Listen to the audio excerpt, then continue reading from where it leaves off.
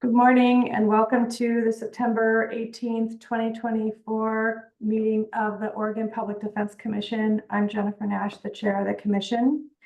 And we have a number of matters on our agenda today, including discussing updates regarding the budget, accounts payable, the unrepresented persons, and the key performance measures and various other things.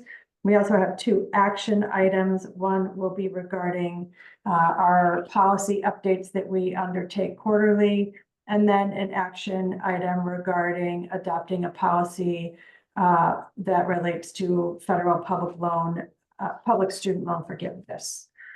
With that, we'll start with public comment. We have a number of people who have requested public comment, and the number of people who've requested public comment exceed the allotted time for public comment. So I anticipate we will not be able to hear public comment from everyone who's requested it.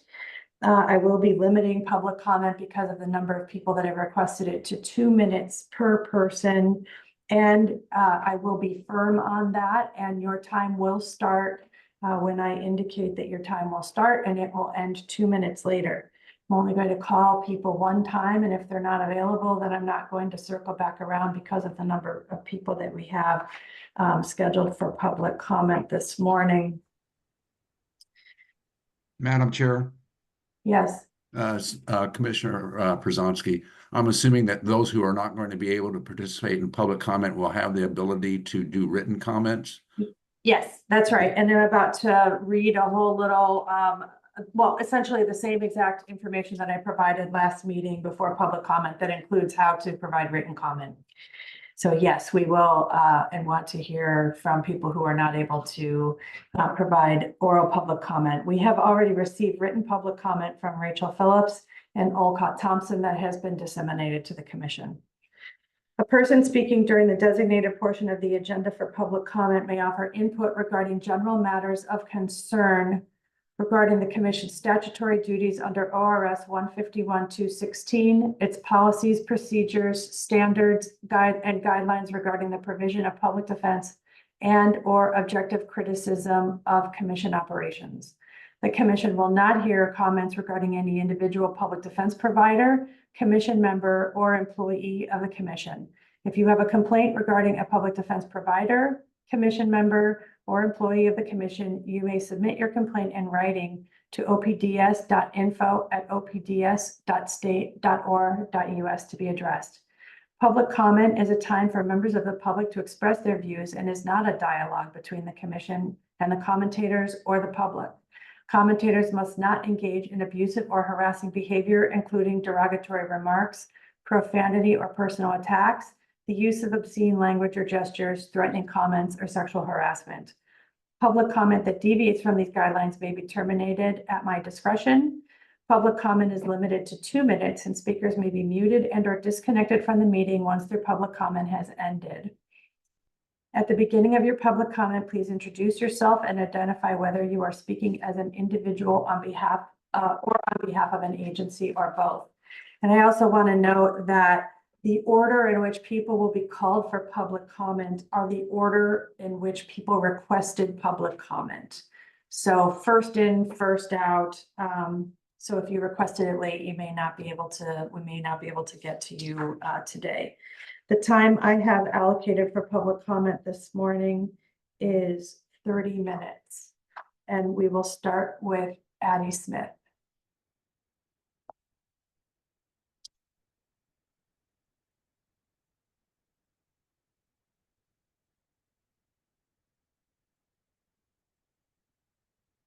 All right, I don't see Ms. Smith, so we'll move on next to James Comstock.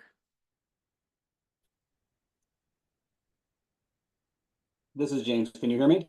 I can. All right, you may begin, Mr. Comstock. Thank you. My name is James Comstock. I'm an independent defense investigator and a member of Defense Investigators of Oregon. I'm thankful that OPDC is making progress on paying us in a timely manner. I'm hopeful that the improvement continues until providers receive payment 30 days or less after invoice submission. I was deeply hurt and confused to learn that the work group convened to review payment policy excluded any independent investigators or members of the DIO community. We are the ones who have been advocating for this.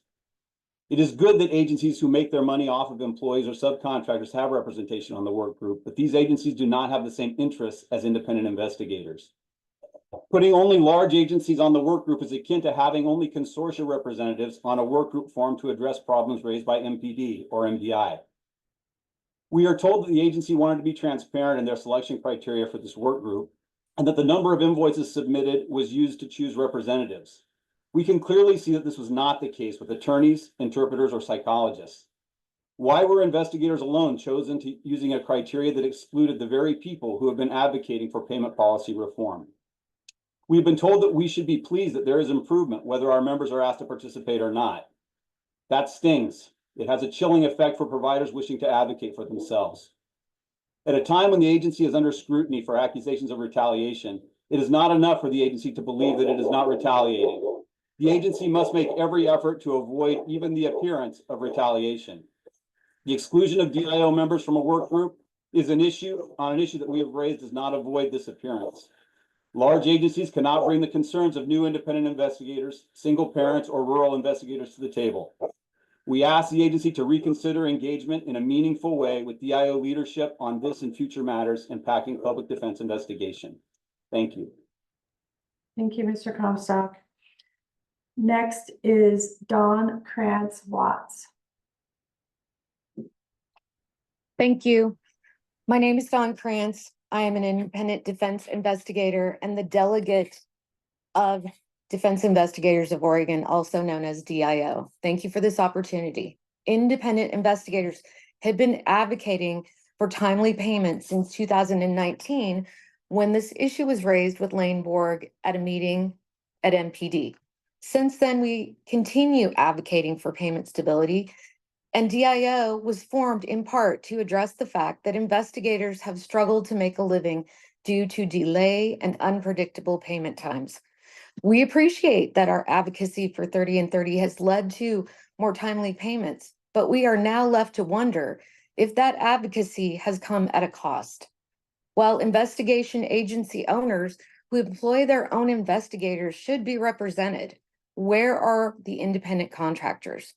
The inclusion of 3 agency owners and 0 independent investigators or 0 DIO members feels very much retaliatory in response to our request for 30 and 30.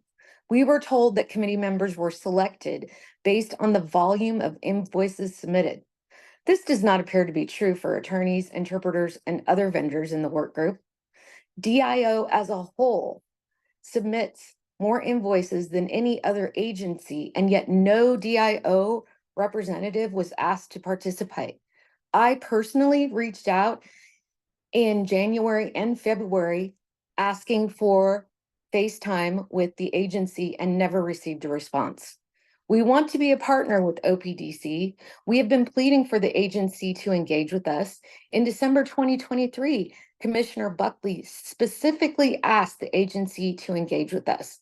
To date, DIO leadership has not received any direct contact from the agency, and our organization engagement has generally been limited to the comments that we make Thank at you, these Ms. meetings. Krantz. Your time is concluded. Sean Coyne. Good morning, members of the commission. My name is Sean Coyne. I'm a criminal defense investigator and a proud member of the Defense Investigators of Oregon. I'm here to express my serious concerns regarding the recent formation of a work group intended to address the issue of slow payments, a concern that has disproportionately impacted independent investigators like myself and other members of DIO. At the last commission meeting, after several independent investigators voiced our concerns about these delays, we were encouraged when the commission directed OPDC to form a work group to explore solutions. However, that excitement quickly turned to disappointment when we learned that no independent investigators, those most directly impacted by these payment delays, were invited to participate. It's akin to forming a committee to improve a sports team's defense, but only inviting the owners while leaving out the players and coaches who are on the field every day. The owners might have a broad perspective, but they don't know the daily grind, the challenges on the field, or the quick decisions needed during the game. Without the input of those actually in the trenches, any solution is bound to miss the mark. We are the ones who raise these concerns, and we offered to help. The exclusion of DIO members and independent investigators from this process not only undermines our efforts, but also raises questions about transparency and inclusivity. Today, I'm asking the Commission to inquire directly with OPDC. Who decided the composition of this work group? What were the parameters for inclusion? And why were the very people most affected excluded from the conversation?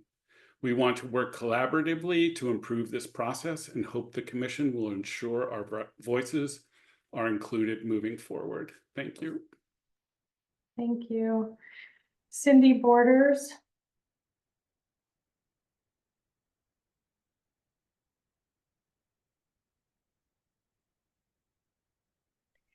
My name is Cindy Borders, and I am also a member of DIO, and I am an independent investigator. And I really want to just reinforce everything that has been said, because we are the largest group most affected by this issue. On a personal note, due to these delays, there have been times I have not been able to make quarterly tax payments and have ended up paying double my tax bill because of that. This impacts us very personally and very, very strongly. We really need to have our payments made within 30 days and to have yet another work group after there already was an extensive work group. Seems like public defense is just swimming in an eddy and won't come up with a solution.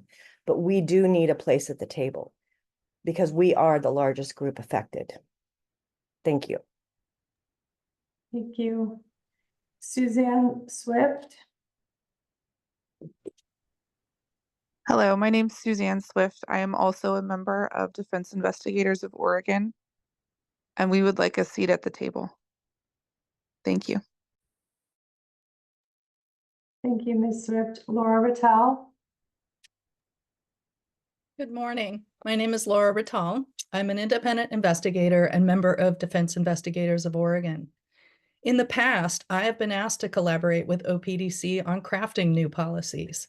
I was pleased to be a representative and brought with me the ideas and concerns from other independent investigators in the DIO community. However, OPDC only appointed agency-affiliated investigators in the recent work group. The rationale, as I understand it, was based on an oversimplistic and flawed analysis of who would have the most at stake based on the volume of invoices those agencies produced. It ignores the full spectrum of providers. Not appointing even a single person who is independent from an agency circumnavigates the individuals who may be most affected by and vulnerable to changing policy decisions. It matters because independent investigators have a different business model and have different issues from the agencies that serve as employers and intermediaries. This omission feels intentional, but whether or not it was, it is certainly questionable in theory. It's like pretending to take a poll of public opinion, but only asking a certain segment of the population to partake. These things matter. For fair and inclusive policymaking, independent investigators must be represented at this table, and it should be an easy fix. Including any independent investigator is better than none, but including a representative from DIO allows for our larger community to weigh in. It is a far better measure of what is needed than one that excludes all of us. Independent investigators demand a seat at the table. Thank you. Thank you, Ms. Rattal. Jamie Carr.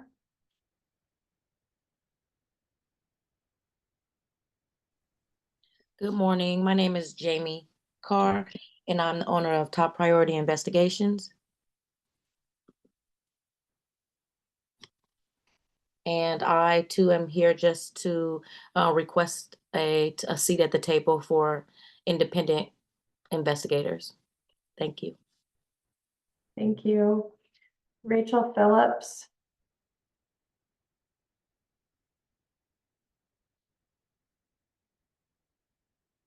Good morning.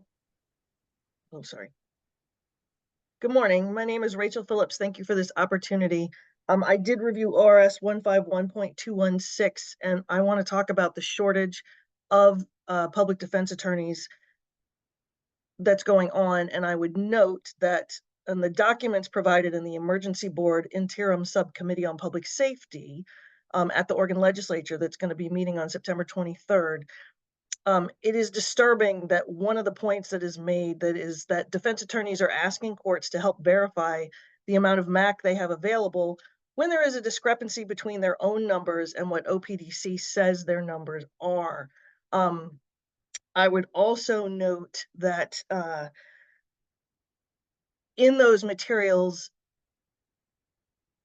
it shows that the number of unrepresented is trending upward, and it is currently the highest it has ever been.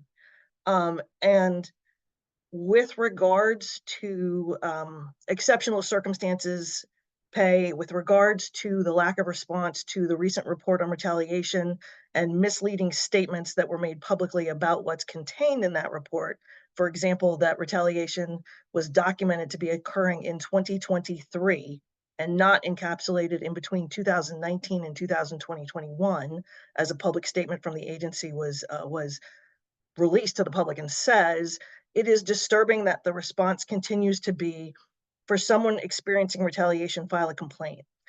Retaliation can come in late payments that can be manipulated. Retaliation can come in discrepancy between the MAC that people have available. Without any kind of audit in place or any kind of checks, the agency simply saying, and OPD saying, oh, we fixed this, is not inspiring confidence when the statements released were not completely true, when the fact that the retaliation is ongoing. I would note that there's litigation going on in Marion County. Thank you, Ms. Phillips. Your time is concluded. Al McGee. Good morning, Chair. My name is Al McGee. I am a member of the Defense Investigations of Oregon as well. I'm also an independent defense investigator.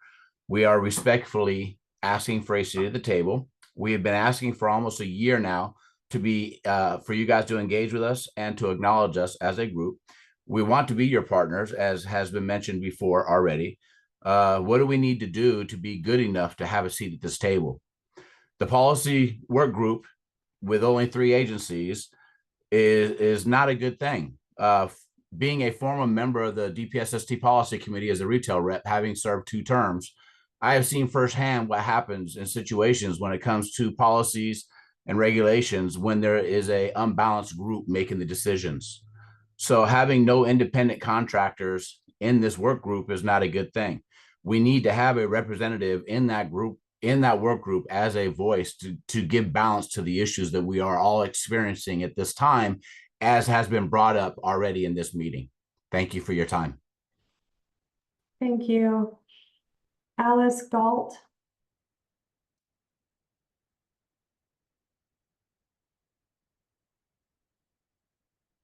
Ms. Galt, you're muted. Ms. Galt, we cannot hear you. You're muted.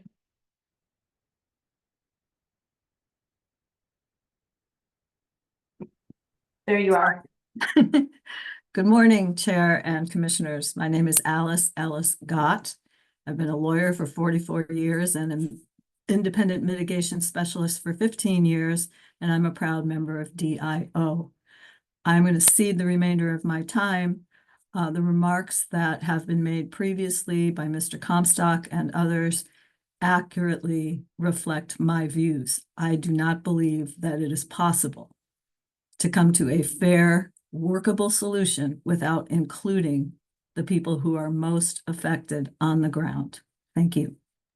Thank you, Ms. Gott, and I'm sorry for putting an L in your name. There isn't one on the paper I have. I just added it, so I apologize. All right, Ms. Green.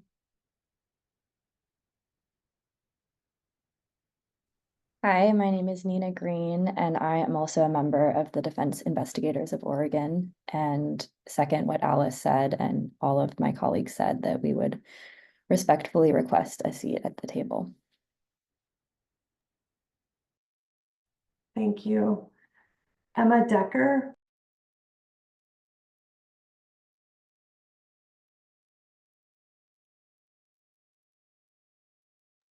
All right, Piper McDaniel.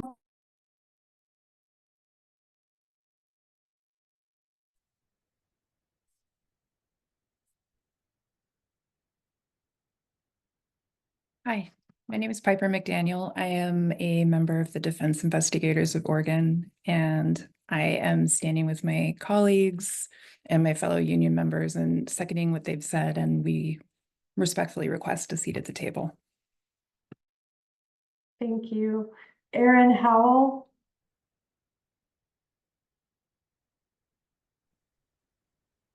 Good morning. My name is Erin Howell. I've been an independent defense investigator in the community for 17 years. I agree with everything my colleagues have said, and I also am requesting that the Defense Investigators of Oregon get a seat at the table. Thank you. Thank you. Steve Wilson.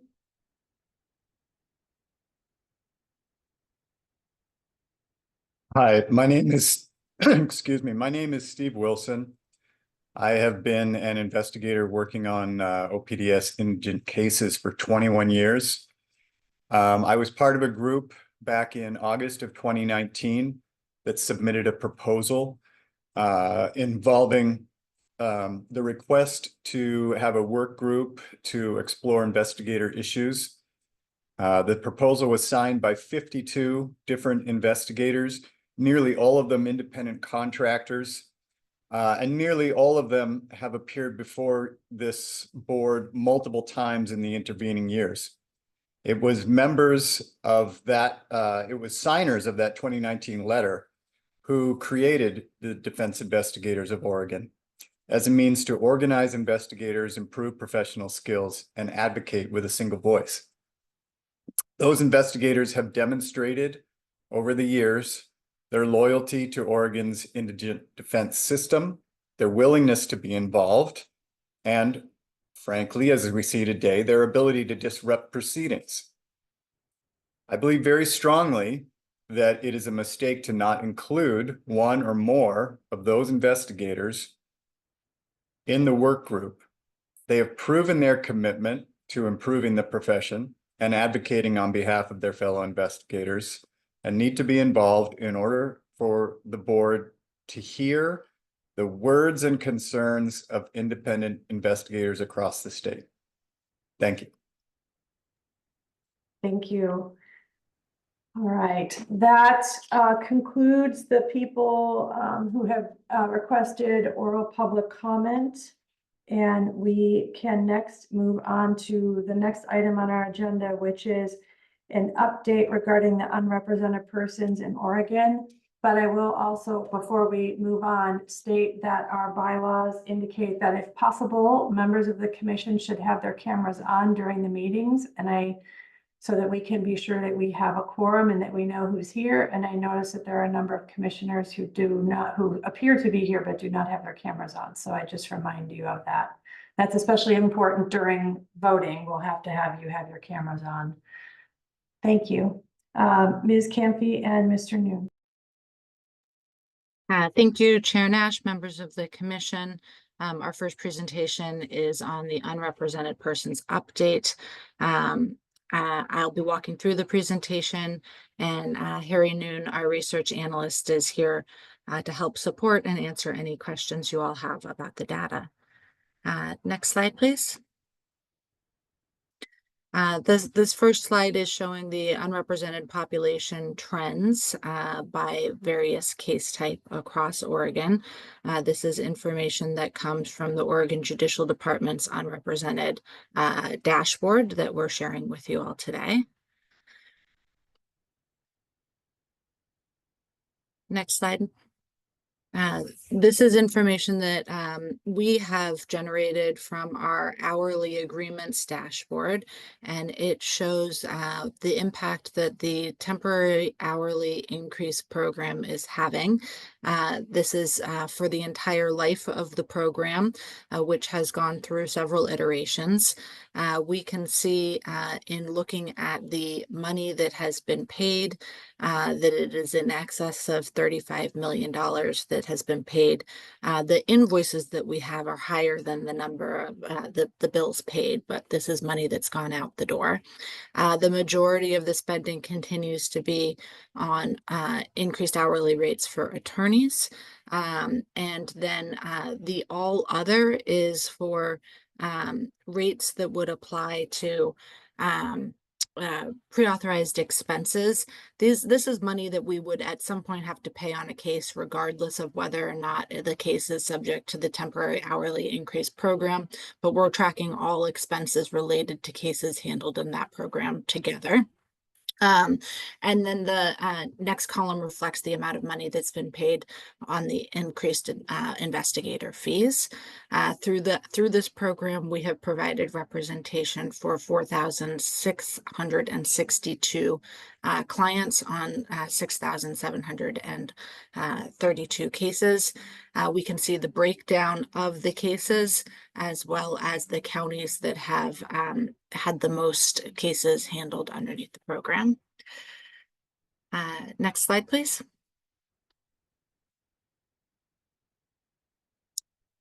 This slide shows our spending by month, and you can see that the program continues to grow in the amount of cases that are handled under it and the amount of money that is being spent under this program. We expect this trend to continue as we have been improving our procedures around the program, improving our staffing for this program, and we have seen an increased need for the program, particularly in areas where there's vacancies in the contracted MAC, as well as with the court's ruling in Betchart. Next slide, please. Okay, thank you, Mara. You can clear those slides. I did have a couple of other things that I just wanted to let the commission know about, and then I see we've got some questions. The one point I wanted to share with the commission is that Commissioner Harris has been in contact with our data team to talk about creating a new report for Unrepresented and what kind of data would be helpful for the commission moving forward in presenting more detailed information about that.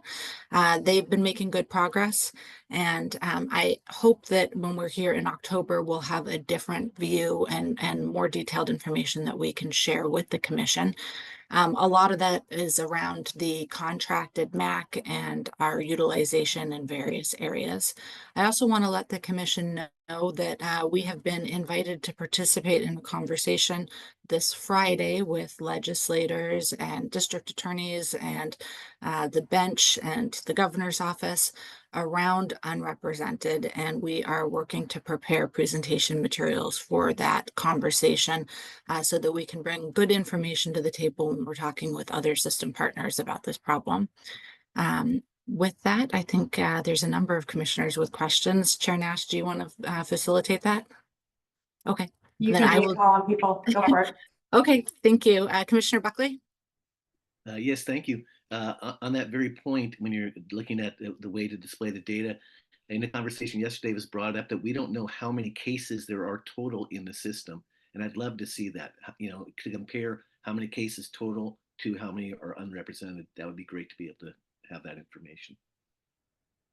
Okay, thank you. And Mr. Noon, is that something that we can work towards? Chair Nash, members of the commission, Harry Noon. Yes, I think so. We can certainly run a report. It's just a question of using our caseload data and using court's caseload data, which might lead to slightly different results, but that is something we can do. Great. Commissioner Leininger? Hi, thank you for that report. I looked at the materials on the unrepresented problem in our agenda packet, and I continue to be struck by how Marion County and Jackson County are, you know, disproportionately affected by this problem, and more populous counties like Clackamas and Lane really don't have any problem. And I just wonder if we could get more explanation about the unique challenges in Marion and Jackson County. And then also, as the time come for us to concentrate more of our resources in those counties. I know we have OPDC offices in both Marion and Jackson, but I just wonder if we need to ramp up our sort of customized approach to these counties that have such an intractable problem? Thank you, Commissioner Leininger. That is actually a request that we've gotten in a number of arenas. So as we're preparing to talk with other stakeholders, we're looking at ways that we could potentially do a county view that is comprehensive of a lot of information. So charging information for that county, what kind of contractors we have. So do we have consortia? Do we have nonprofit public defender offices? And then what kind of other public defenders are working within that system? What's the percentage of hourly folks? How are we doing on, do we have state trial offices? And then within that context, what is the sort of case pickup information? And so that is one of the things that our data team is working on right now, is trying to figure out how we can do sort of an overview at the county level that gives the full picture for that county, so that we can have a better understanding of what's happening in these targeted counties that have the highest population. I'm hopeful that that's going to be part of the presentation that you all see in October with the data that Commissioner Harris has been talking with the data team about generating, as well as the type of information we're hoping to pull together for this Friday's meeting. Commissioner Harris? Thank you for the presentation. Excuse me. In an effort to make lemon out of lemonade, or lemonade out of lemons, I guess, a little bit here. Do we have the data? And I'm sure we do. And maybe Mr. Noon and I can talk about this on the THIP program. We should have data for hours billed by case type, in custody, out of custody. And also there's probably hourly reports that you have from your state trial offices as far as time spent on case types, in custody, out of custody. And it seems like a real opportunity to double check our math, our work on the hours, duty hours per year. And so I think the data, it's unfortunate we have underrepresented people and they've gone hourly in some ways.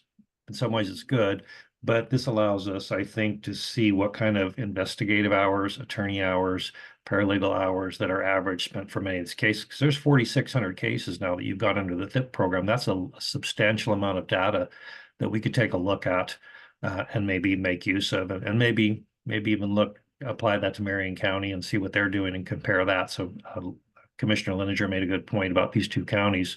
Is there data that we should be looking at to lead the way on how to then effectively apply our resources? Thanks. Thank you, Commissioner Harris. Do other commissioners have any further questions, or are we ready to move to the next agenda item? Okay, that looks like it concludes the questions. Thank you. Thank you. All right, moving on to the next item, which is our budget update. Mr. Amador. Good morning, Chair Nash, members of the commission. Ralph Amador for the Public Defense Commission. I will share my screen right now.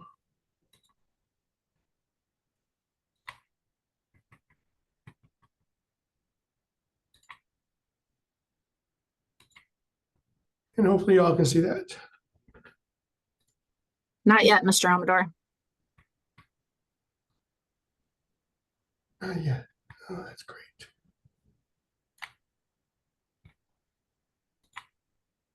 Now, yep, there it is. Yep. There's a third button I had to push. Sorry about that.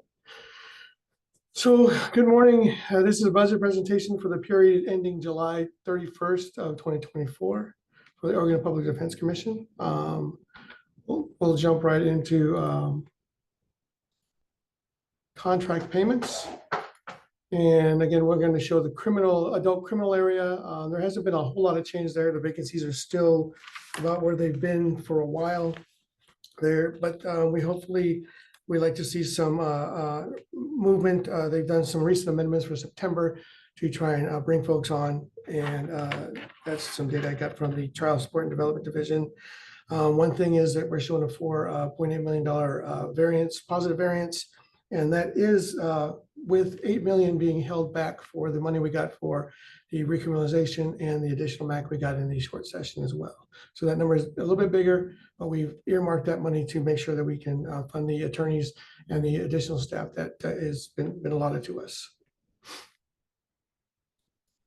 Juvenile Division, that's performing just about as we expected it to do. There's been a little bit of movement on this to try and achieve some of the deficit that's there. We will continue to monitor this one to see where we're at and trying to find different solutions to try and fill that gap, maybe with some 4E money or something like that. One of the things that we did do this month was we send reports into the Oregon Department of Human Services to get all the money we have for 4E sent over to us so we can eliminate that issue as well. And we'll look to other resources from there. Again, you'll see we're about on the spending or at 54% of the budget, and 54% is spent or projected. PCRP, not a whole lot of change there, performing as expected according to the contracts. Again, these are all contract payments, showing a similar variance to what we showed last month.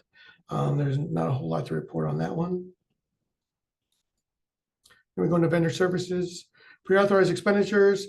That's performing just about as we're projecting it to go. We expect there to be more increases in the expenditures as the THIP program continues to bring stuff in. Again, one of the caveats with pre-authorized expenditures is that the amount of invoices, the amount of work is going up because of the hourly cases that are taken, and the amount, just the volume that's happening.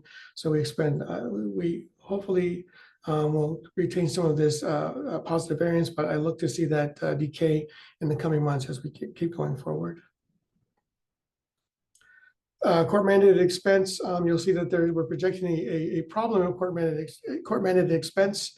A lot of the attorney bills are starting to hit court mandated expense from the changes that have been done over the past months with the THIP program and everything else. The reason why there is a projected issue is that we've increased projections $600,000 per month to try and meet what that we're projecting for increased caseloads. Well, again, we have 3 different internal data trackers that we do, and between the data and the budget team that we monitor on a weekly basis to make sure we're watching all of this as it goes forward. And hopefully that I'd like to see the negative variance go down. But again, as people are billing on a monthly basis now, we're expenses that we would normally see at the end of cases are coming more frequently.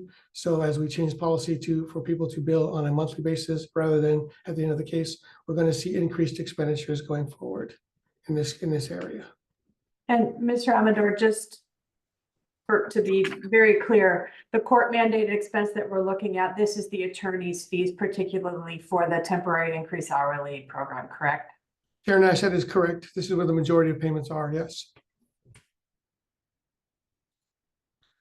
Staff costs, services, and supplies. The pilot project, this is showing a positive variance at this point, but we look for this one to the expenditures to increase as we bring more attorneys and staff on and get those offices more staffed up. You can look for these expenditures to, sorry about that. We can look for these expenditures to, or the actuals to go up over the next few months in planned and actuals as we start weaving in the costs of people being hired. This reflects vacancies at this point, but as we hire them, these planned expenditures will increase into the actuals as well. So we'll see how this pans out. But again, we had late starts on a lot of these areas, so there's some expenditures, and these are one-time savings. So this isn't stuff that we can plan and use in other areas for continued projects, if that makes sense. Appellate is appellate. Appellate's doing a great job as being appellate attorneys, and they are balanced on their budget, and there's not a whole lot I can say but good things about them. Administrative and executive, again, performing as planned. We did get authorization, or I'm sorry, we did not get authorization. We are asking for authorization to bring on additional staff for PAE, our pre-authorized expenditure unit, and for our accounts payable unit for limited duration staff through the remainder of the biennium so that we can stay at the levels and hopefully get better on our payments. But again, that has to come out of this ending variance balance. So this balance should decay as the months go by. CAP, compliance audit performance, performing as we expected. Nothing big to see here, nothing changing. It's just keeping their normal variance, basically due to vacancy savings. Financial case management system, actuals are up a little bit. We brought on some additional project manager and some other, another business analyst. So this, the actuals may go up over time, but the remaining variance is the remaining variance, mainly because of the projects. It hasn't gone out to bid or for RFP or anything yet.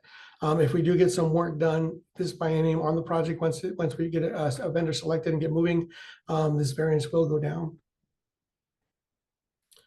Special programs, contracts, and distribution, this is what a discovery is, and some other things. Other contracts are performing as they should, because they're 124 contracts for guardianship. We have got all the money recouped that we contracted with the for some funding for training. I'm lost at what it was before through this, that we got some training done and stipends and stuff like that, to where we got a grant from the CJC. And so then we were able to bring all that money over. So we're whole on that respect there. That's the end of that presentation. If there's any questions, I'm happy to entertain them. Do any commissioners have any budget questions? It does not look like we do, but thank you very much for your presentation. I have one quick question. You said both that the additional staff for PAE and AP was both authorized and not authorized. So is it authorized or not authorized? Chair Nash, it is not authorized because we have not had the emergency board yet. We have asked for that. We've hired additional staff throughout the year that we've been carrying those costs for. And so then we'll make a decision afterwards. If it's not authorized, then we have to make a decision to whether we continue that staff to go at our existing levels. And it looks like we have variance to continue at that thing, but we are asking for limited duration permission right now. So you've hired temporary staff and you want to bring them on, and we've asked the E-Board to bring them on for limited duration positions. Yes, ma'am. All right, thank you. Commissioner Harris.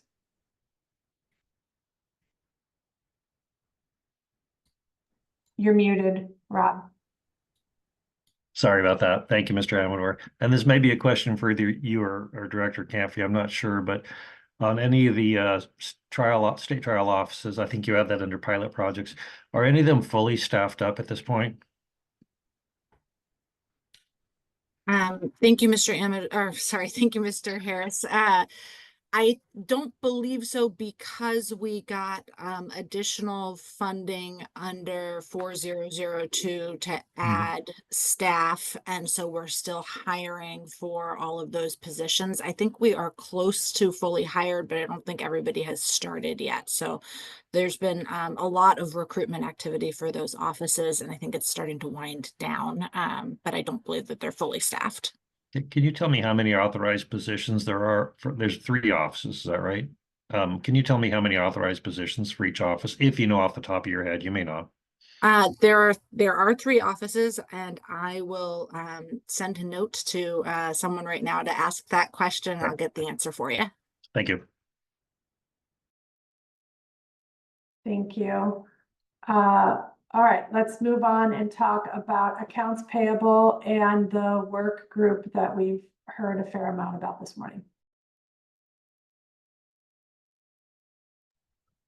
Good morning again, Commissioner Nash. I'm sorry, Chair Nash, Vice Chair Vandenberg, and members of the commission. Ralph Amador again, Chief Financial Officer, and I will be talking about the AP work group. Let me attempt to share my slides in a more conventional manner this time. Pushing all of the buttons that I should.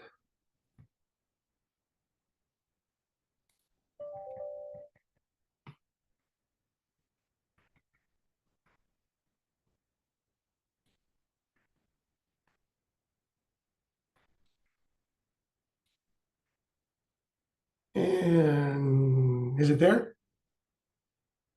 Okay, great. Again, my name is Ralph Amador, Chief Financial Officer for and we a member of the AP work group.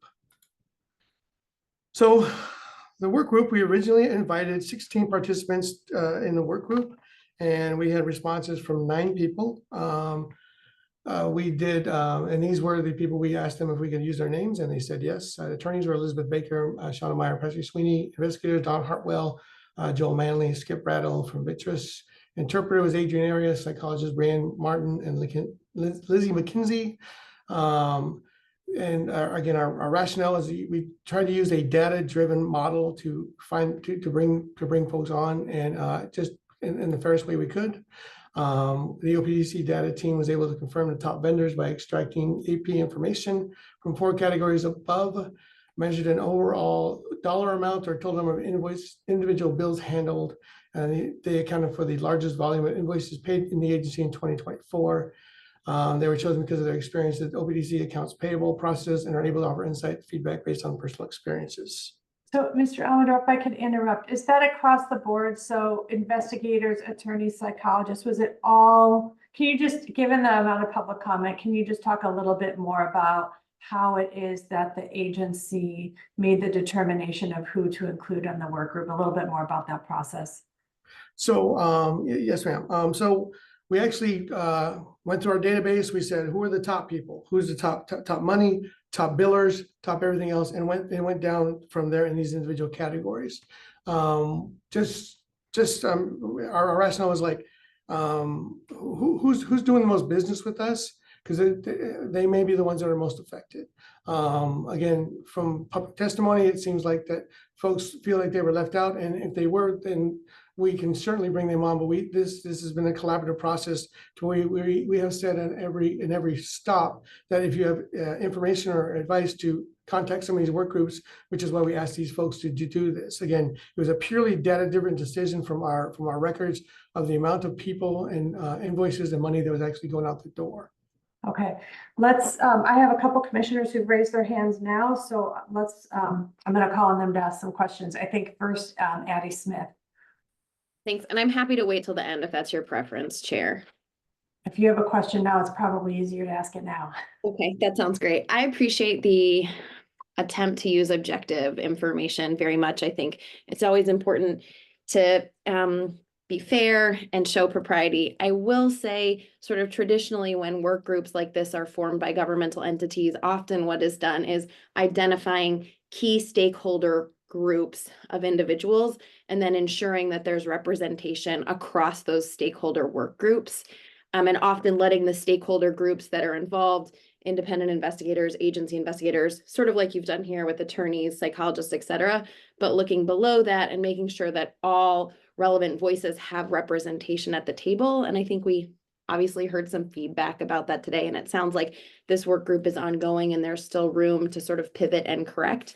But I think that's just a suggestion that I would make, is considering under each of these 4 categories, are we including someone from each of the major provider communities that we work with on the regular? Having their voices at the table, I think, is really important. And if I could just respond, thank you, Commissioner Smith, and we are happy to do that in a forward-looking way. This was the first convening of this work group. Everybody involved felt that it was a good experience, that they got meaningful outcomes from it. And so everyone has agreed to continue to participate and to have future work group meetings. So we can certainly make sure that we do that moving forward. We were really trying to move very quickly because we'd gotten direction from this commission that they wanted from the last commission meeting to this commission meeting, which is only 30 days for us to stand up this work group, have our first meeting. And so we pulled this together in about a week and a half worth of time. And so that is good input to have, and we can certainly use it as we build towards our second iteration of the work group, which is, I believe, meeting the first week of October. Thank you very much for that. Commissioner Buckley. I would just like to echo what Addie was saying, and I really encourage the agency to always err on the side of inclusiveness.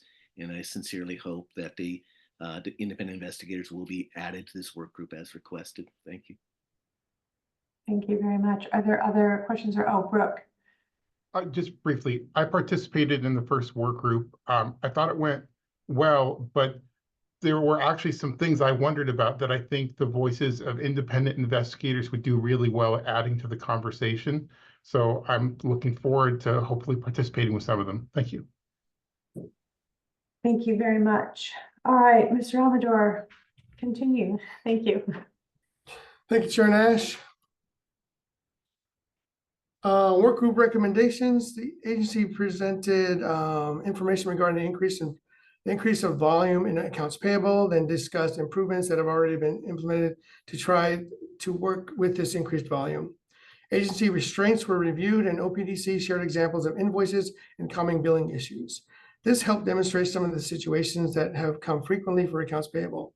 Those situations directly impact the payment process times. This was shared to give some additional context to vendors so they have an initial understanding while assisting to develop solutions. These 4 recommendations were made by the work group: routine records reimbursement, FAQs for AP, FAQs for pre-authorized expenditures, and interpreters policy modification and FAQs.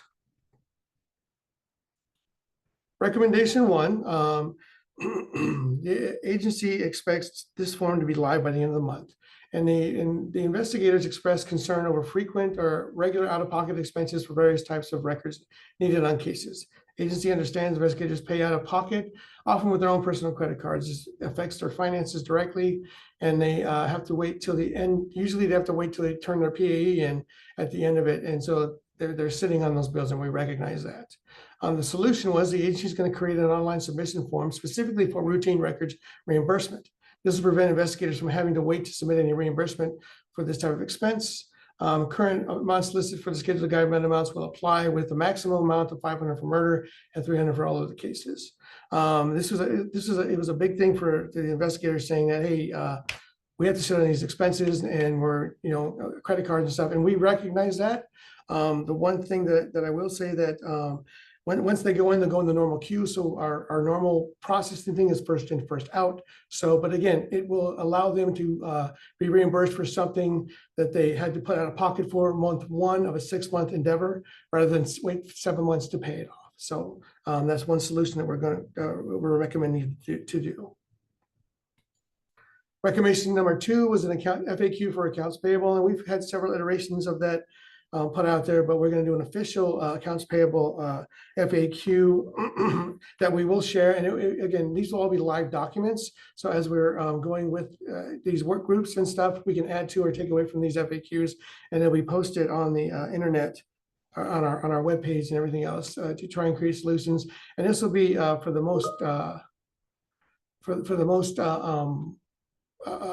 issues that happen, and things that folks can get some personal assistance for, and things that other folks have seen. So Commissioner Parrish Taylor has her hand up. Yeah, I just, one of the things that's really kind of sit with me from the public comments is that we've heard a number of times that, excuse me, folks had to come out of pocket, or, they had to pay twice the amount of what they had to because of the delay on our end. And I think for the work group, my question would be, to what extent is there a conversation around how do we make folks whole when we have situations like that, where because the agency is slow in responding because of our processes, folks are having to face a penalty they otherwise wouldn't face had they received their reimbursements on time.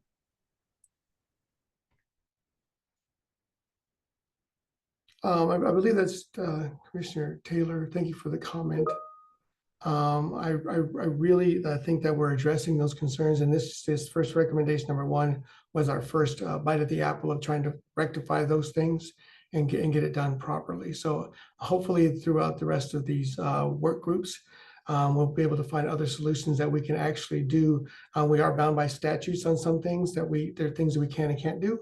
But we are working to find all solutions that we can to make people whole. FAQ for accounts payable, I think we discussed that. Commissioner Harris, you have a question? I'm sorry, I thought you were done with the main part of the presentation. I'm going to wait till you're done, Ralph. So sorry about that. No problem, sir. No problem. Recommendation number 3 was FAQs for pre-authorized expenditures. Again, it's the same thing with the AP. We want to get the biggest issues that are out there, the problems, the pitfalls, and the things that we can publish a document out there so that folks don't have to reach out to people. If somebody's experienced a problem, it's usually because somebody else has had the same problem. And if we can get these answers out there for people to see, then that'll be helpful for everyone else. Again, they will be live documents, living documents, I'm sorry, that we will update and make changes to as we go forward with that. The fourth, sorry about that. The fourth recommendation was interpreter policy modification and FAQ.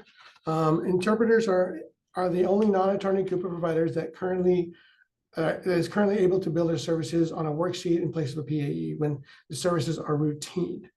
These services are signed off by an attorney confirming the work that was completed before it can be submitted for billing. There's currently an allowance made for telephonic and video interpretations as well. Interpreters express difficulty in getting attorneys to sign off on the worksheet so that their invoices can be submitted for payment. Where the solution is that we're going to make a change to the, we're going to recommend a change to the routine expense policy. It'll be presented later today, which eliminates the requirement for a signature. We'll have specific things on there like they'll still submit a worksheet showing the attorney, the case number, stuff like that, work that they've done. But we're going to try and remove some of the burden of them having to run around and hunt for people to get signatures on things. If they did the work and they're submitting something in good faith, as an agency, we are in good faith going to pay those invoices so that everybody is held and we eliminate that pitfall as it seems there.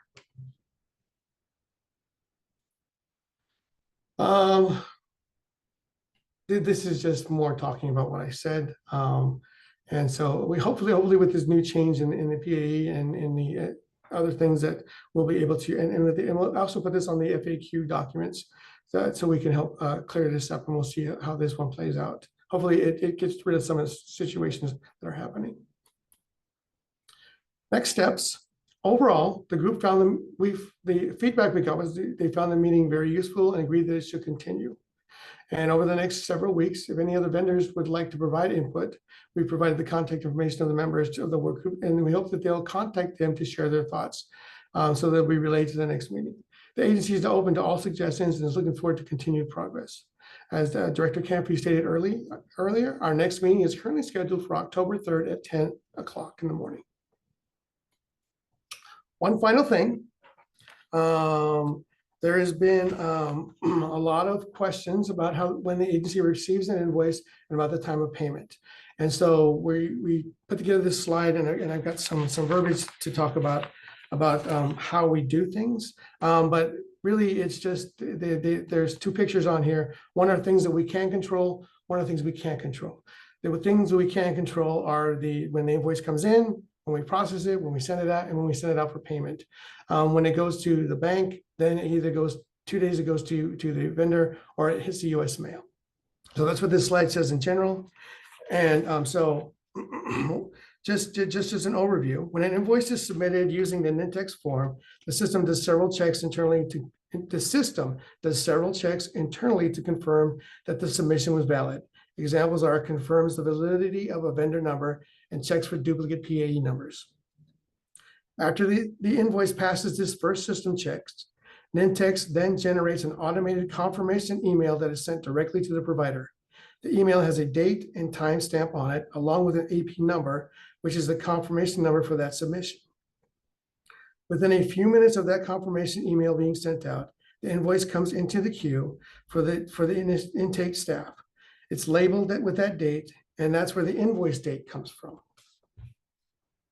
The invoice submission page on OPDC's website is updated weekly with current date of payments being released. That date reflects the invoice date described above.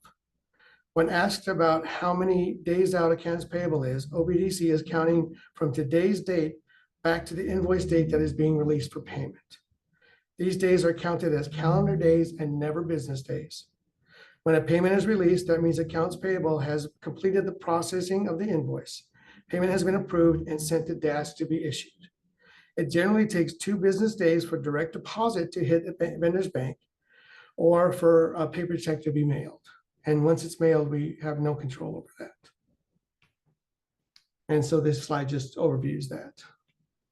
Okay, so I want to clarify what you're saying. So when OPDC publishes its times, you start when that email is generated saying we've received the invoice confirmation that your invoice has been received until the date that it's sent to DAS for payment. Is that right? Yes, ma'am. Okay. Are there any questions about that? I know, Rob, you had a question. I have a couple of follow-up questions, but you first, please. Yeah, thank you. I just wanted to follow up on Commissioners Buckley and whoever else that was. I can't recall who made the comments regarding the inclusion more people in this particular work group. I just want to make the point that this agency has a history over the last several years of not working well with smaller providers or independent contractors.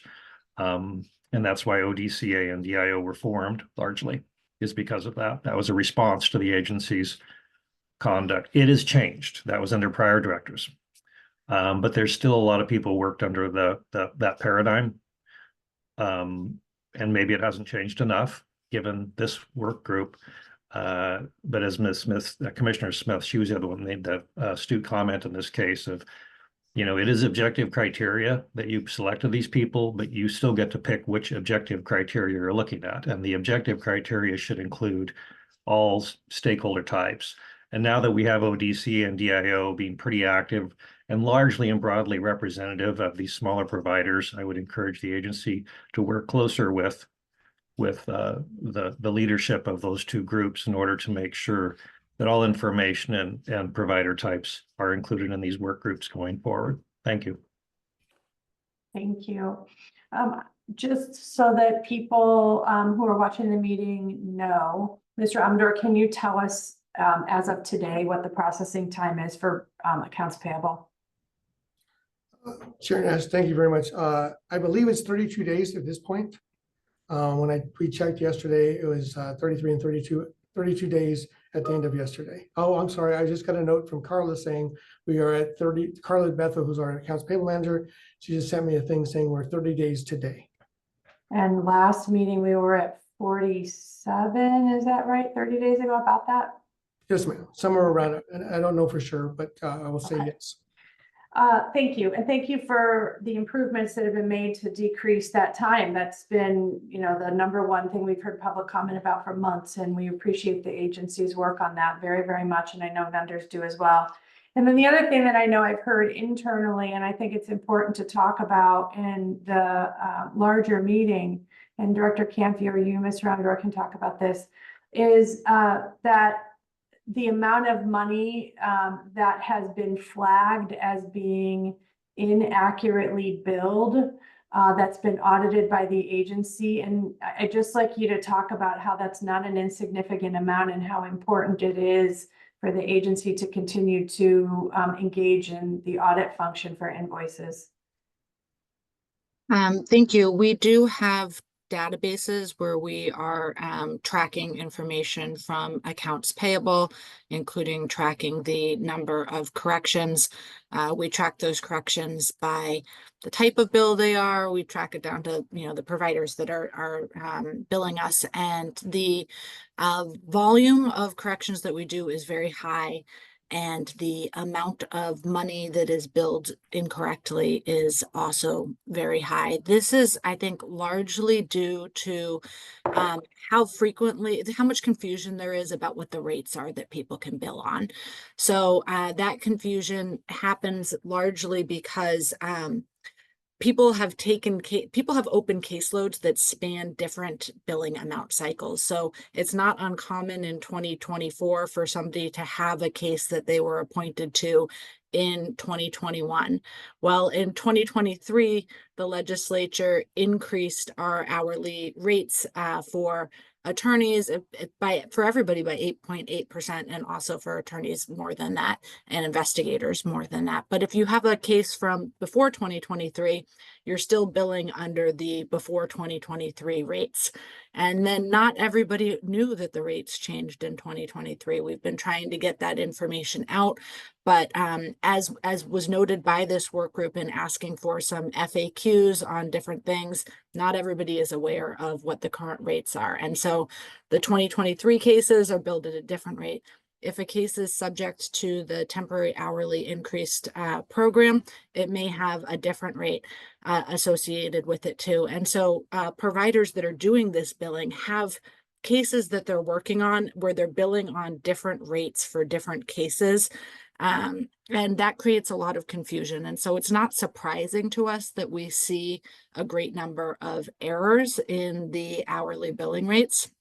But it is something that we flag, and it's in the millions of dollars worth of errors in hourly billing. So it is important for us to continue to audit this area and to have fiscal responsibility around these rates. Thank you. Brooke. Thank you. Mr. Amador, just one quick question. When you said we're at 30 days now, that doesn't mean 30 days from I submit an invoice to I get it direct deposited. That means 30 days from the agency receiving the invoice, which is usually a 1-day period of delay, and then like 4 or 5 days for DAS to cut a check. Is that right? Commissioner Reinhardt, again, our days out is when that invoice is stamped as being approved, received by the agency, to the amount of time to where we release it to DAS. DAS it's usually a 2-day delay. So once we release it, you'll get the vendor usually gets another invoice saying that your payment has been released for payment, and it's generally 2 days for it to get processed through an overnight and then hit the banks at that point.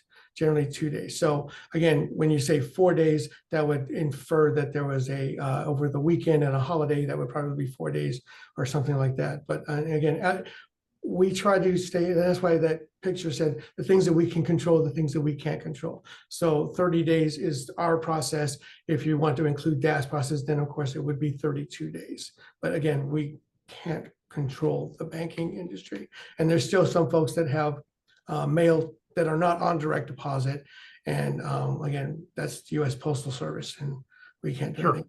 No, I just wanted to clarify what the terminology was. I appreciate it. Thank you very much. Yes, sir. And we are doing timing, as I will state, in the work group, you requested us to do timings on certain things, and the staff is actually doing timings on things, so we'll be able to present that in the next work group for you to show the timings of how things are processed and everything else, just so that if we can find improvements there. And one last thing, if I could, this is not anything to do with me. This is solely, these achievements are being made by the pre-authorized expense unit folks and the AP unit folks. They're the ones that are in the grind, doing all the work and really cranking this stuff out. So all credit and everything goes to them and only them. Thank you. Thanks. I just have one other question that might be sort of obvious, but I'll ask it anyway. So, the idea that we've talked about for several months is that once we were able to add that temporary staff in, that we'd be able to start processing some of these invoices and the PAEs faster. I'm assuming that's made a significant difference in having the staff that's been increased to do that. Is that right? Chair Nash, that is correct. It does take time to train people up, and we do have to also allow for absences and people. We've gone through, people come in and say, yeah, this is the type of work I want to do. We've just lost another person on family leave today. So again, that's going to create a bit of a delay, but it has, without adding an additional staff, we would be 60 plus days out on a lot of these things because we just can't handle the volume. Can you just so people understand a little more of the context, how many accounts payable staff are there? There are currently 9. And how many? Plus 3 additional. And how many? So you had 6 and then 3 of the temporary staff? No, 9 and then 3 additional temporary staff. Okay, so 12 total, 3 of them are temporary. Yes, ma'am. If we get them hired, yes. And then how about the PAE staff? PAE staff was 2 intake and 2 for approvals. We've added 2 additional intake folks to help us get through that because of the volume that comes in and they get approvals from that point there, plus a manager. We've had Amy Jackson is assumed that being the manager there to actually manage that entire process because the volume is just so huge. So. Okay, great. That's very helpful information, I think, for everybody. Does anyone have any questions? Okay, thank you very much for that information. Let's move on next to our action items regarding policy updates. Ms. Jackson and Ms. Freeman. Good morning. Excuse me. Good morning, Chair Nash, Vice Chair Manberg, and Commission. I'm Kim Freeman, the CAP Manager, which is Compliance, Audit, and Performance. Amy Jackson will not be with us this morning, so I will be sharing the updated policies for approval. We're going to first talk about pre-authorized expenses, then we'll do, I believe, a schedule of guidelines, and then routine expenses. In your packet, you have received our memo. So the last time we were before the commission was in June 13th, and you approved the policies as of that date. Since then, the staff here at OPDC, along with any external feedback, we have come before you today with the proposed changes. We will continue to review changes after this date, and we have until our next due date is October 21st. And the reason we always have a due date is internally then we need to, review all the proposed changes, look at language, ensure that it does make sense with our processes and the policy team. And so then you will see those additional changes when we come back in December. In the memo, we did provide a policy email address. So any additional feedback from any of our stakeholders, vendors, please email our policy email address, which is policy@opdc.state.or.us. I know that's a very long email, but it is also listed in the memo in the commission packet for future reference. So first up for your review and approval today is the pre-authorized expenses. Again, we've listed all the sections here. We've included the policy and the policy document all highlighted in yellow with what the existing language was from June and the proposed language if approved today. Last quarter, we didn't go through everything. I'm happy to go through each one if needed. If not, I believe they're pretty clear. And again, we are working with our stakeholders and our PAE team to ensure that the language that we have in every section is clear to our internal staff, but also clear to our providers. So a lot of this is, taking all the feedback and just making sure that we are clear in what our policy is. Thank you.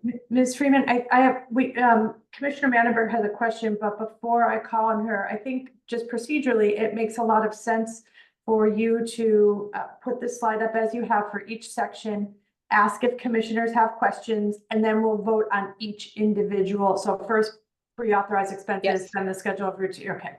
Yes, right. Each one separately. Thank you for the clarification. Sure. That was my plan. Sure. Commissioner Manenberg. Thank you. So my question doesn't imply that I want any changes to what we're voting on today, but in reading through all this, I was struck for the first time, which is probably my fault, that a lot of these policies apply to people who are pro se defendants, people who are representing themselves. Did I get that right? Well, I think they apply to anyone who qualifies for counsel. Yeah, even if they're representing themselves. And so one of the things that I wondered was, I understand that the language in the policies makes sense to internal staff and probably makes sense to providers because they're professionals who have to deal with this all the time. But based on people I've represented, I don't think a per se defendant who's representing himself or herself or themselves could understand how to apply for pre-authorized expenses or get things in on time and with all of the required support. And I'm wondering if in the future, it's possible for your team to put together, especially for per se defendants, a sort of step-by-step list in plain English of what people have to do and what the deadlines are for doing it. Because I would hate to see people who choose to represent themselves not get the help that they need because they don't understand the language in this policy. So just a suggestion for the future. Thank you. I think, I mean, that's a point really well taken. And when I was listening to the work recommendations about the frequently asked questions, that's the first thing that popped in my head was those policies are really hard to read, even for lawyers. And having the FAQ, I think could help both for, professionals who are trying to use the policies, but definitely for people who are not represented. So I think that makes a lot of sense. And I really appreciate your feedback and your input about that. Thought I saw Brooke or somebody else who had their, no, someone else. Okay, no. Does anybody have any other questions or comments about the pre-authorized expense proposal revisions? Chair Nash, I did receive a Teams chat from Kristen, who is on our PAE team. And so comments well taken from Vice Chair Mandenberg. I've made notes, but if a pro se client does have questions, they will call in and ask or mail in letters that are responded to. But I will put that on our to-do list for our frequently asked questions, and we can make sure it's very, hopefully in a really good spot on our webpage, right? There's lots of comments. Our webpage is not the most easy to maneuver or to find information. And so, we will figure out the best place to put that, and maybe that's multiple places on our website, and we can link things hopefully in a much clearer. So we will do that. So I have a hard time finding things I'm looking for on the website, and I supposedly know where they are. So I realize we don't have staff to redo the website, but that's on our wish list of things to do at some point, I think. All right. And with that, I will ask for a motion to adopt the recommended changes to the pre-authorized expenses as indicated in this slide in our materials. So moved, Commissioner Harris. Thank you. And a second? I'll second. All right. And we will need a roll call vote. Who is going to do that?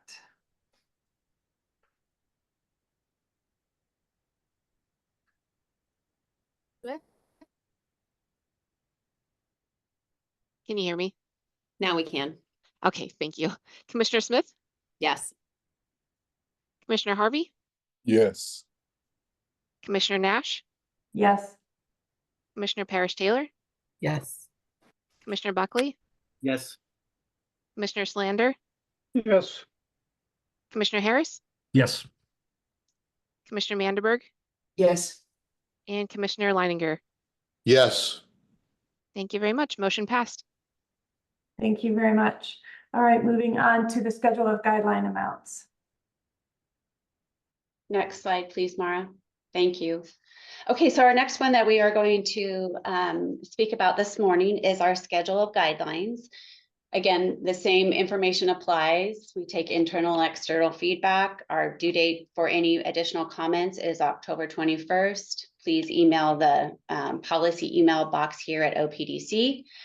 Again, we have done some clarification around these two items that are listed here, both in your memo and in the policy. So one thing I'll just point out, the fiscal impact is unknown on this policy because as expenses come in, we will continue to monitor that. And I know Mr. Amadar will show that in his budget reflections. as he presents those. And if there's further questions, happy to entertain those. If not, I would seek a motion that's listed on the policy document. Do any commissioners have any questions about the proposed changes to the schedule of guideline amounts? All right, I don't see any questions. So is there a motion to approve the changes to the schedule of guideline amounts as proposed? So moved, Commissioner. Yeah, I'll second. All right, we have Commissioner Buckley and Commissioner Harris moving in second, and we need a roll call vote. I'll do that again. Commissioner Smith, Yes. Commissioner Harvey, Yes. Commissioner Nash, Yes. Commissioner Parrish Taylor, Yes. Commissioner Buckley, Yes. Commissioner Solander, Yes. Commissioner Harris, Yes. Commissioner Manderberg, Yes. and Commissioner Leininger. Yes. Thank you. Motion passed. All right, wonderful. Moving on to the routine expense proposed changes.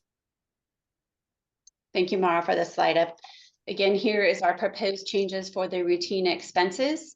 Again, really thanking comments from some of our providers to really make sure that our policies are clear, especially around some of our mileage reimbursement and travel time. We've been seeking a lot of information on that and making sure that we're clear. So I just want to, again, shout out to our providers who provide feedback to us, because that's really critical. There's no fiscal impact changes to this particular policy. Again, same due dates of October 21st. Any response that you would like to see proposed change, please have it in by the due date of October 21st. There is no fiscal impact, and I would entertain a motion that's listed on your policy memo. Are there any questions before we move on to a motion about the routine expense proposals? All right, it doesn't look like there are any questions. Is there a motion to adopt the routine expense proposed changes? So moved. And a second? A second. Thank you. And roll call vote. Commissioner Smith, Yes. Commissioner Harvey, Yes. Commissioner Nash, Yes. Commissioner Parrish Taylor, Yes. Commissioner Buckley, Yes. Commissioner Solander, Yes. Commissioner Harris, Yes. Commissioner Manderberg, Yes. and Commissioner Leininger. Yes. Thank you very much. Motion passed. Thank you very much. And thank you very much for bringing these proposed changes to us and working with the provider to make changes as appropriate. We really appreciate that. All right, moving on next to Vice Chair Manderberg to discuss the Executive Director Performance Evaluation process. Thank you, Chair Nash. So you may have noticed that this is on as an update and not as an action item. Originally, we had talked in August about it being on as an action item. And we don't need the slides. Thank you, Mara. And I asked for it to be changed to an update because doing this evaluation between now and November, when it was supposed to be done, will be very time consuming. And looking at what the commission needs to accomplish between now and the end of this calendar year, there are a number of things on our agenda that are very time consuming in terms of reading documentation and making decisions that are required to be done. And this executive director evaluation is not anything that we're required to do at this moment, either by statute or by our internal guidelines. The other thing that affected my decision to take this off as an action item, there were really two other things. One is that in looking back at the ways this has been discussed, it has not been discussed very thoroughly. It was brought before the commission in August, and there was virtually no conversation about it. I had asked in August for anyone who had feedback or concerns to get in touch with me through the agency. And I heard no concerns and no feedback at all until about a week ago. and I, at that point, heard some concerns from a variety of sources that made me think about what we were doing. And then when I looked more carefully at the plan that had been before the commission, and also thought about the next report that I'm supposed to give on the best practices, one of the things that came out, and I'll talk about more in the best practices report, is that the commission has never actually developed a list of performance expectations for the executive director. And so that made me wonder what other things we're evaluating when we're asking people to evaluate the executive director's performance. It seemed to me that we were putting the cart before the horse.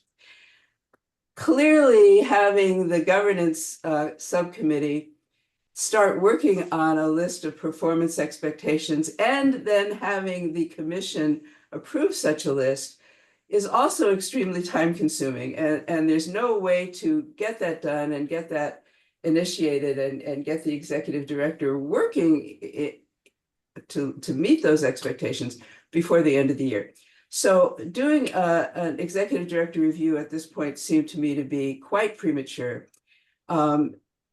Once we move to the executive branch, we will be required to do executive director performance evaluation once a year using the template that is set out in the proposal that had been before the commission.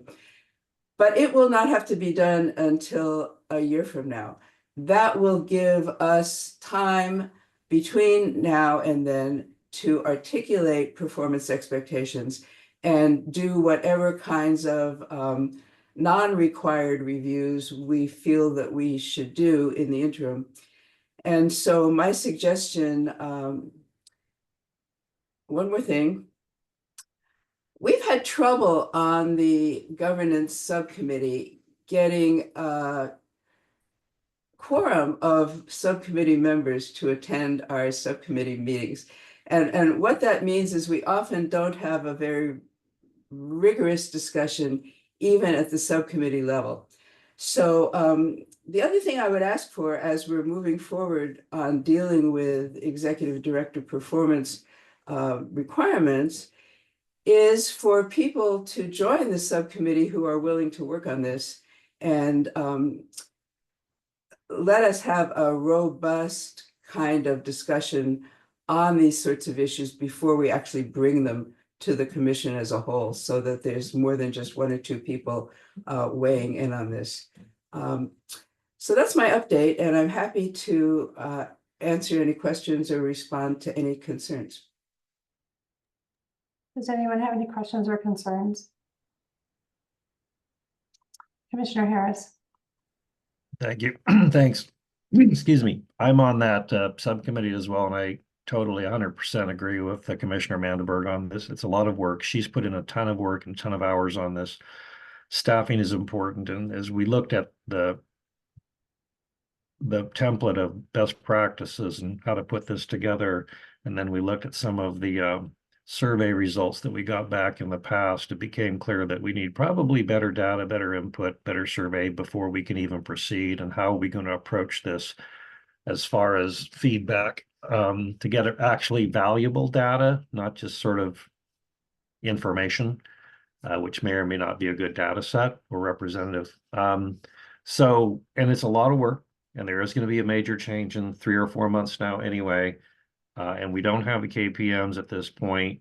And I think it this is the fairest, most efficient and effective probably for the agency way to proceed. Is just not, we're not kicking the can down the road. We're waiting to a more appropriate time to use the information, the valuable structure that Commissioner Mandelberg has started, and then plug that in and actually get a better outcome next year. So this isn't really a matter of the commission or the agency not doing its homework. It's a matter of timing and making sure we get this one right. Thank you, Rob. And I would say that Rob has been stalwart attending subcommittee meetings. So he definitely has good insight into how it's worked. Commissioner Smith. I just wanted to be the third also on the subcommittee, although slightly less stalwart with my summer travel schedule. So I apologize to say that I think that this is a really reasonable and thoughtful way to proceed. Thank you. And I agree. I mean, I talked with Vice Chair Mandelberg about this earlier in the week and her thoughts about that and thought it was a good idea. And I think, you know, circling back to the comments we heard at the very beginning about feelings from providers that they weren't included in the AP work group. And, the commission, the subcommittee in particular's selection criteria for who, or the types of people, not the individual providers or individual people who would be providing feedback, was, I think the comments, they go together very well, is what I'm trying to say. I mean, and it really makes sense to take a broader view of this and a longer view and determine whether or not we have the right people from outside entities also who are participating in the evaluation process. So it makes sense we can't get this done before the end of the year to wait and do this in 2025. And I will say before we move on to the next item, this is a good opportunity for me to talk about how I'm going to be sending an email out to all of you. It's in the drafting stages about the commission's work and subcommittee work. There are a small number of people who are doing the lion's share of the work. And when you all applied to be on the commission, the little caveat at the beginning was this is a working commission and you need to want to do the work and be available to do the work. And so we need to, we have a lot of work to do and it's a volunteer group and we need to all be able to participate as much as we can or take a good hard look and say we can't participate as much as we want to. And what does that mean for service on the commission? So you'll be hearing from me about that, saying, please help. We have things we need to do in the coming weeks. Okay, moving on next to the best practices for boards and commissions, which also goes nicely into the comments I just made. Okay, so there's two parts to this presentation. I'm just going to talk about one of the 5 KPMs, the one that has to do with the evaluation of the commission itself. And then Kim Freeman will talk about how the agency proposes to report on all of the 5 KPMs. So the one that applies to the commission itself was sent out, the survey was sent out to all 13 commissioners, 12 responded, and it was sent out also to 14 staff. I did not choose the staff. I was not the one who sent out the survey. That was done by the agency. And the staff who were included were staff people who have interacted directly with the commission, including appearing before the commission at our meetings. And so the survey was sent out to 14 staff and 9 staff responded to most of the questions. The reports that we got back involved both the numeric answers to the survey, which all of you took, so you're familiar with the survey, all but one. and also included the textual responses. We got the information in separate documents for commission response and for staff response. And the governance subcommittee went through them, and it resulted in the document that you all received in your materials, where we went through, and for each of the questions, we reported on the number of people strongly agreeing, having no opinion, disagreeing, or strongly disagreeing. You got the report in both the numbers of people and the percentage. The percentage is the percentage of people responding to that question. So the percentages are a little misleading because they tend to inflate, I think, the impact. So I would suggest looking at the numbers more than the percentages. Your document also includes all of the textual responses that were received. And believe me, reading this document is much easier than reading the reports that we got from SurveyMonkey. And the document then includes observations that are made by the governance subcommittee and takeaways that are made by the governance subcommittee. So the numeric responses are the ones that you will hear from Ms. Freeman that go into the report. But the governance subcommittee thought that what was really valuable for us about this survey was comparing the staff and commission responses, looking at the relatively few textual responses that we got, and thinking about how we could use the information in the survey to take a good look at ourselves as a commission and figure out what we need to do to improve our performance as a commission, and to improve the ways that we are serving stakeholders, serving the agency, improve the ways that we're doing overviews of the agency and making suggestions to them, and ultimately serving the needs of the public defense situation in Oregon. So I could summarize real quickly what I think are the most important takeaways for us to look at internally. You can certainly read through the document and look at those, but what I would like to suggest is that one of the tasks of the governance subcommittee in the next several months is to look closely at these takeaways or any other input that commissioners want to give us. If you have time to read through the document that summarizes the survey, and start coming up with suggestions to make to the commission, possibly as action items, for ways that we can start doing things differently and better to be more effective as a commission. So if people want me to, I'll go through what I think are the most important takeaways, or we can just discuss whether having the subcommittee look at these and come up with suggestions is a way that the commission wants us to use our time. Questions or comments by commissioners?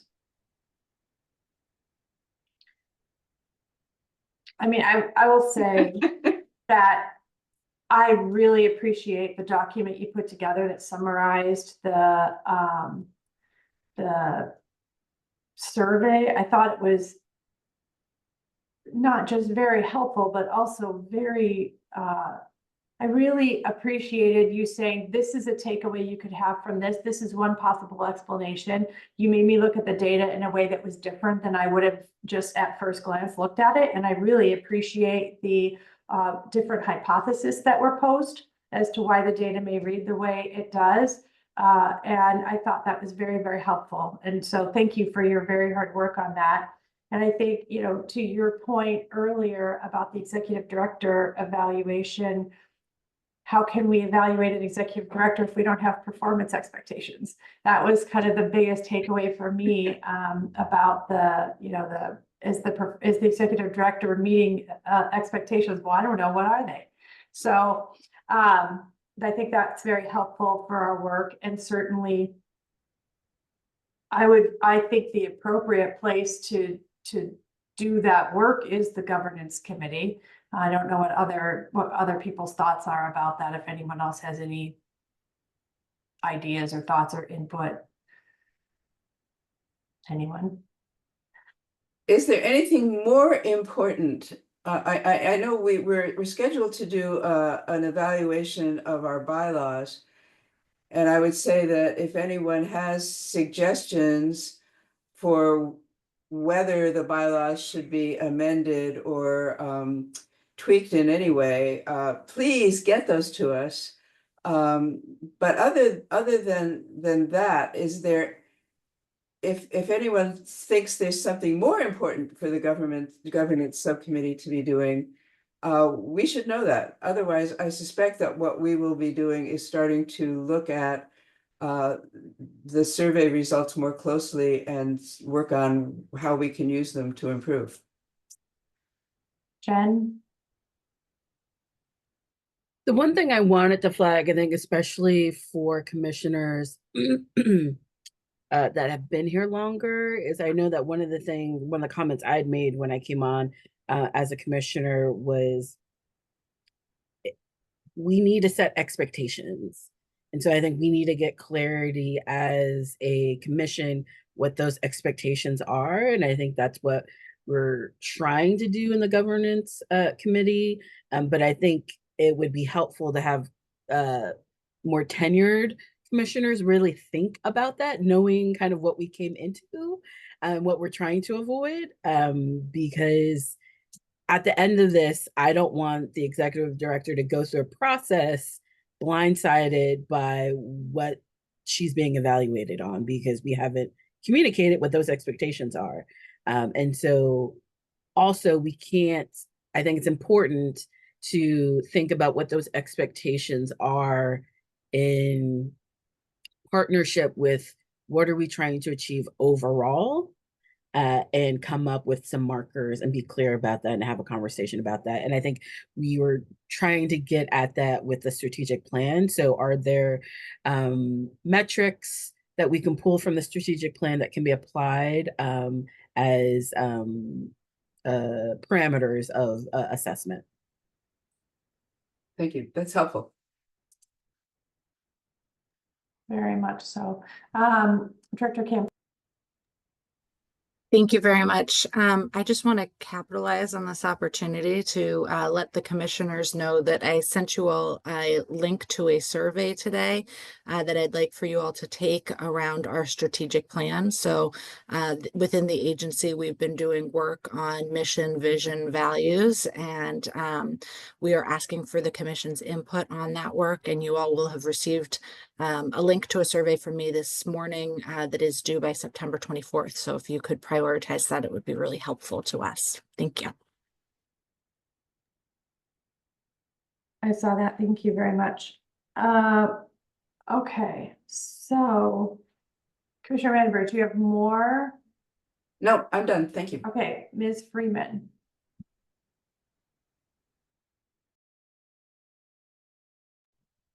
Thank you, Chair Nash, Vice Chair Manderberg, Commission members, Director Campy. Again, I'm Kim Freeman. I'm the CAP Manager, Compliance, Audit, and Performance. And I'm here today to share with you our key performance measures. The formal name of the document is actually the Annual Performance Progress Report, also known as the APPR. Again, lots of acronyms, but I am hopefully ensuring that I spell those out for you. In the commission packet today, you received a memo just briefly explaining the KPMs. Also, the actual KPM document that we enter into I'm going to call it the KPM system. So it's a set system that we enter information in, which then generates the report that you have in your packet. And then my goal today is also to share with you some very key specific information that we received, most importantly from the customer service survey, but just to give some high overviews of our KPMs, again, our key performance measures, and some highlights that I believe speak to what's been happening within the agency with our KPMs. Ms. Freeman, if I could yes. interrupt you for just a second. Yes. I think it might be helpful for commissioners to understand, I know you've got a link, but still, for commissioners to understand where these KPMs came from, why we're measuring what we're measuring, how it relates to the work that we're doing now for context before you talk about what the results of the survey are. Thank you, Chair, and I do have that in my slides. So Mara, please. So again, I just want to talk about our KPMs, that we had some stakeholder engagement this time. Those are kind of my key takeaways, but to address Chair Nash's comments is we currently have 5 KPMs. Next slide, Mara. So I'll back up. So we have this report, the KPM, or the annual performance report. It is due October 1st. Every state agency is required to complete this document. It's something that, again, is required. When I joined the agency last year in the end of July, this was probably one of my first things handed to me going, hey, the KPM's due in a couple months. And I'm like, oh, so I was finding old reports and looking at what we measure. So we've made significant progress since then. I have included the link that you can go back and look at all of our previous KPMs. And I went back as far as 2016 to look at the agency's key performance measures. Next slide, Mara. So we currently have these 5 key performance measures. One from our appellate division, and it's measuring the number of days of a file opening to the brief. Customer service, again, we want to rate and look at how we're doing customer service from this agency. And that means from everyone from our accounts payable team, our PAE team, our trial division, our trial support and development team, the policy team, the data team, all the way up to our executive director. You heard a little bit from Vice Chair Manderberg on our best practices for boards and commissions. And then we have trial level representation. This one measures the number of our attorneys under contract that they've obtained at least 12 hours per year of continuing legal education in the area of law that they practice. And then our last one is the Parent-Child Representation Program, also known as PCRP. And this is again around how much time they're spending meeting with their court-appointed clients, either in cases of that represents the parent or the child. These 5 KPMs have been in existence since 2016. I wasn't here in 2016 when these were decided, but this is what we've been measuring faithfully since 2016, some with good results, some not with the best results. So again, we have these are what we've been measuring. I did put in my memo that there is a formal process if we would want to change any of these KPMs, with the exception of the customer service survey. That is something that is required in every key performance measure document. We would have a formal process that we would go to seek legislative approval before we would change any of these KPMs, which that potentially could happen with our strategic plan review, directions from the commission, other conversations around what other measures should the agency be reviewing. So I just want to call it out that there is a formal process that we would go through, obviously with commission approval. But this is where we stand today as of 2016. And I see Commissioner Taylor has their hand up. knowing kind of when these were formalized, because I also was not here, and that we've gone through a pandemic, I'm wondering to what extent do we want to create, or if the information already exists around kind of the impacts of something like that to the work, and how the work has shifted, if there are things that are done differently or slightly more nuanced that need to be accounted for to speak to just performance, because we went through a horrific pandemic and are still, dealing with that in some of our communities. And, just not hoping it happens again, but preparing for if, this were potentially to happen again, how do we be proactive about having something that speaks to that experience? Thank you. Commissioner Manberg. So you say that we could go through the process to change most of the KPMs. Is there a process for changing the way the questions are asked in an existing KPM? Because one of the things that I thought, looking at the boards and commissions one, was that some of the questions were ambiguous and didn't give much guidance to people answering the survey. So I just wondered if there was a way to at least give some input about the questions, not the KPM itself. Yeah, I've long thought that, there are professional people in the world whose sole job it is to write poll questions to ensure that you elicit the information that you're actually trying to seek, the data that you're trying to seek. And some of the surveys that I've received over the years, I would say in the last year, it's been 1,000% better, but historically over the time period that I've received survey questions as a contractor, because I'm on the contractor list. I'm not a contractor now, but I'm still on the list. The questions are not really well formed sometimes. I think, what are you actually trying to learn here? So that's actually a very good question. I don't know who drafts the questions, or if the formula, or if the questions are set to elicit the information that anyway, so Ms. Freeman, maybe you can answer that question. I know specifically on the best practice for boards and commissions, we had a document from another agency that uses this particular document that had those questions. I would say we're probably not locked into those questions, since this is the first time in the last 3 years that we actually completed a survey.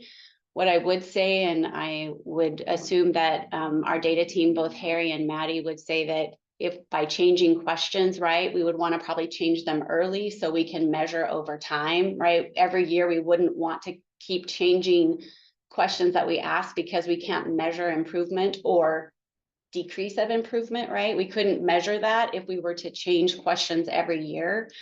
But I think because this is, I'm going to call it a brand new process, even though we've done KPM since 2016, we are really looking at it with fresh eyes this year, in my opinion, that we could have those conversations around what questions look like and what really are we trying to measure.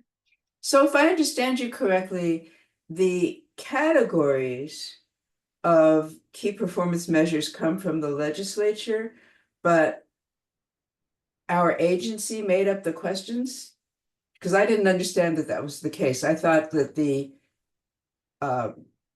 legislature or some government agency other than us had made up the questions, but who made up the questions in the survey that went out on the boards and commissions one? That, my understanding, that was a document that we used from another agency, and just I'm going to look it up right now, because right off the top of my head, it wasn't one that I want to say without making sure I'm correct.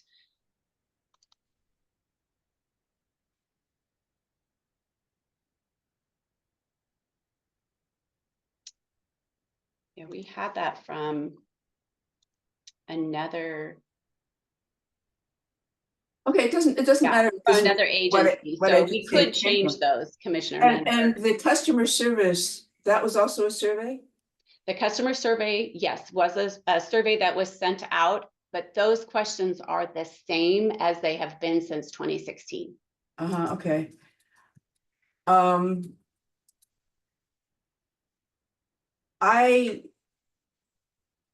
don't know if others feel the same way about the boards and commissions survey, but I think those questions could be improved. And maybe there's a way to work on that for the next time we do it. Just my 2 cents. Yeah, no, I agree. I think even a broader question is, and I see Representative Evans, he can chime in here, and Senator Brzezinski. I mean, I think the bigger issue is the legislature wants to know how the agency is performing, and we need to decide what we're really trying to measure. So if what we're trying to measure is, whether or not clients are being provided robust representation, is the question really, are you hitting 12 hours of CLE credit at a contract period? Or is the question, how many cases are requesting the use of investigators or expert witnesses, or I'm just making this up off the top of my head, but some other measure, right? So I think that's the starting point before we get to what the actual questions are, is what information is the legislature seeking specifically? And can we determine whether or not there are better questions to ask to elicit that information and then propose those changes? That's kind of my thought. And of course, that's a larger commission discussion, and probably part of our overall strategic planning about reviewing those performance measures at some period. Because to Ms. Freeman's point, it doesn't make sense to keep changing them every year because we aren't going to get good data year over year. But Representative Evans, please. So at the risk of being wrong, which I frequently can be, as Stan Rather once said, frequently in error, but never in doubt. I think you're right that the questions are going to be changing though, and that's part of the nature of this, in that QEMs are generally associated with steady state operations for sustainability and efficiencies. The questions the legislature is most concerned about right now is, one, resolving the immediate crisis that has us in the dock with the federal court. Two, managing, or at least having an attempt to manage the resource challenges that we know are a short-term and long-term problem, and what role the agency can play in either incentivizing or not. Three, what are the kinds of things that are most important to getting the agency into a position where it can succeed once it's an executive agency? I suspect a year or so after it's an executive agency, the QPMs will absolutely be reviewed for more of a steady state bureaucracy lens. So in one way, the questions have to be somewhat targeted and certainly very specific to the agency, because it is in transition. That said, I hope we don't build a good question asking apparatus in the short term, because we're going to be needing to refit that over the long term. In the short term, we really just need a snapshot of, are we meeting the goals on, for example, fewer people incarcerated that haven't been arraigned? How fast are we getting payments out? The discussion earlier today about the process and the number of people involved is helpful to that. If that's the case, though, do we need to bring in additional folks like we did over at Employment Department during this phase to get the agency up on its feet with greater trust from the stakeholders, so you actually have a chance to succeed? Those kinds of questions and those kinds of, what do you need from here to December to get you in a better position, I think are the priorities that at least myself and I think Senator Solomon want to know. That's helpful. Thank you. Does anyone else have any questions or comments? All right, Ms. Freeman, we sort of hijacked your presentation. Go ahead. Totally fine. Thank you. All right. Next slide, Mara, please. I want to jump into stakeholder engagement. I want to highlight that, again, for the first time in 3 years, we actually conducted stakeholder engagement on 3 different areas. One, our customer service survey, the best practice for boards and commissions, and our trial level representation. And I'm going to go into a little more detail, but I think it's important that we acknowledge, one, the time for staff, and one, the data team to compile all the results, but also most importantly for the people that participated in the survey, because Chair Nash, you've said you've received a lot of surveys over the last year, and I know when you receive them in your inbox, it's kind of like, oh, another survey. And so it's important to acknowledge that we've sent them out, but it's also important to acknowledge from our vendors, providers, community, that they actually responded. Some of them, did we get the response rate that we wanted? No. Are the results what we wanted? No. But let's celebrate the wins that we actually did a survey that we haven't done in the last 3 years. So just a little more detail on that.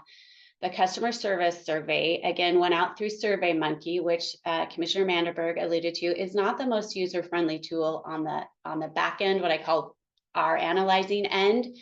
But it's the tool that we have used over the last several years. We will be working with our IT team to create maybe some different tools in the future. But the survey went out to a little over 1,700 people via email. We had 184 responses, which again, if you look at that, isn't the best rate.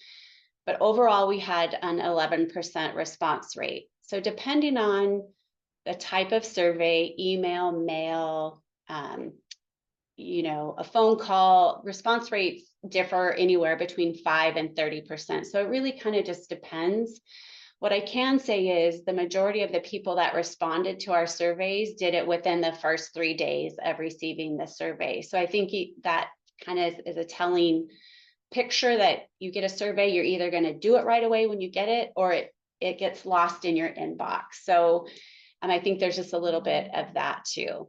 Next slide, Mara. And then our best practices, which Vice Chair Manderberg has already discussed. It went out to our commission members and our staff members. She's highlighted that information. Our trial level representation survey went out to 784 contract attorneys. And again, this is only contract attorneys, and 266 responded, or about a 35% response rate, that they did complete 12 hours of continuing legal education in the last fiscal year from July 1 of 2023 to June 30, 2024. Now, just to call out some confusion in that, because this is a KPM requirement, our contract to our contract attorneys, the language is a little bit different. It's 12 hours over the course of a 2-year time frame. So that did cause some confusion to some of our contract attorneys. So I just want to call that out and thank you for them to working through this. Again, it's a KPM measurement, not a contract measurement. This is only specifically to our KPM. Now I want to just jump into our customer service survey results, because I think this is telling of kind of where we were. And I know Maddie Fernando, and she has a new name. So Maddie, if I butchered that name, I'm really sorry, but she's one of our senior data research analysts along with Harry. But she took the information from our SurveyMonkey results and actually utilize the data and put it in a way that is a tool that is more manageable for the agency to look at internally. Kind of like Commissioner Manderberg, what you get out of SurveyMonkey and what she put together is a much better tool for the commission to use. So a shout out to Maddie, and I've asked her to join in case there are some specific data questions that I cannot totally answer or address for you. Again, it went out to 1,700, a little over 1,700 people, to all of our active public defense contract and hourly attorneys, all our contract administrators, interpreter, investigators, psychiatric experts, since January of 2023. So we tried to go back far enough to get a good representation again for information back. Again, only 11% response rate. The breakdown here where 38% are vendors, 32% were contract attorneys, and then how long they've been in their current role. So we, next slide, Mara. This is just a breakdown, and I do want to highlight that this time for the first year that we actually added 2 questions. One was, what's your current role? So we could identify who's taking the survey, and then how long have you been in your current role? Because that I think is also critical, because we know we have a lot of new providers, attorneys, and we also know we have some long-term providers, attorneys, interpreters who worked with OPDC for many, many years. So you can kind of just see the breakdown of people in their current roles and how they identified where they are, how long they've been in their current roles. Next slide. How do you rate your ability? So these, the next slides I'm going to go over are the questions that each, that are listed in the customer service survey. So how do you rate your ability for OPDC staff to answer your questions correctly the first time? One thing I didn't mention is that the survey went out in June. And if you all remember, which I'm sure you do, that in June, we were severely behind in our PAE, our pre-authorized expense authorizations and approvals. And we were behind in our accounts payable invoices. That's not to make an excuse of how these results came in, but it's just to acknowledge at the time the survey went out, the agency was behind in both of those entities, which some of those comments that we received are around how the agency is behind in processing payments and making sure that we can approve all the pre-authorized expense requests that are coming in. So again, we had some good response here. 68% of the respondents said that we were fair or good in responding correctly the first time. So kudos to the staff for that information. 19% said poor, so we have some work to do, definitely there. Next slide, Mara. This one's around accessibility and distribution of information. We were rated poor here, and we've heard several times that our website isn't user-friendly, it's hard to find information. We're taking that to heart. And we're working with Cody, and I know most of you know Cody from his assistance with the commission. Has some really great ideas, so we'll be looking to work with Cody and others around looking how we can better disseminate information on our website. Next slide, Mara. This one is, how do you rate the helpfulness of our staff? So we had 20% said we were excellent and 32% good, but overall we had 13% who said we were poor. So vendors rated us high as excellent, so that's great. But our contract attorneys only rated us 8% as excellent. Again, we have some work to do. Next slide, Mara. This one is just around expertise. So a pretty good rating of excellent or good, poor. I think the overall trend is we have some excellent, we have some good, and we have some poor. So we definitely have room for improvement. Next slide, Mara. This one has a lot on it, so I apologize, and I'm giving credit to Maddie because she did such great work on putting this all together. But this is, how do you rate the timeliness of the service provided? And was not rated well. We were not rated well as our timeliness for service. 60% said that our services rated us as poor. That's a pretty high number. So that's not a good number, but we can work on that. What was interesting is the next little paragraph where it says respondents that have been in their current role 0 to 5 years rated as higher in timeliness of service versus ones who'd been there for a longer time frame. And I think, again, that speaks to we have a lot of new providers, and we have a lot of experienced providers who've been with us many years, who've seen our ups and downs, and, you know, again, room for improvement. Next slide, Mara. Again, overall quality here, we were at 18% for good, 46% as poor. And again, this is based on our overall quality and in their current role. So we kind of see those same trends happening if they were a newer or versus a longer term vendor with us. Next slide, Mara. And one of the last questions on this survey can be a little confusing. And again, it's what we've had to work with. So I just want to acknowledge that you get through, you're able to answer all the questions, but then they ask you, like, why did you rate us X on the question above? So that question can be kind of, again, what are we after and what is there? So basically, out of the 84 people that provided us comments, 46% of those respondents answered poor to the overall quality of service provided by OPDC.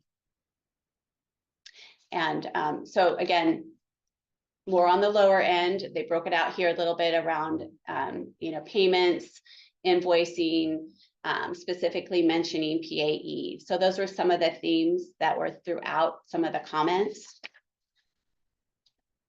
Next slide, I do want to provide just some word clouds here. I think it just kind of states to what was pulled out from some of the specific comments. So the first one is word cloud of all comments, right?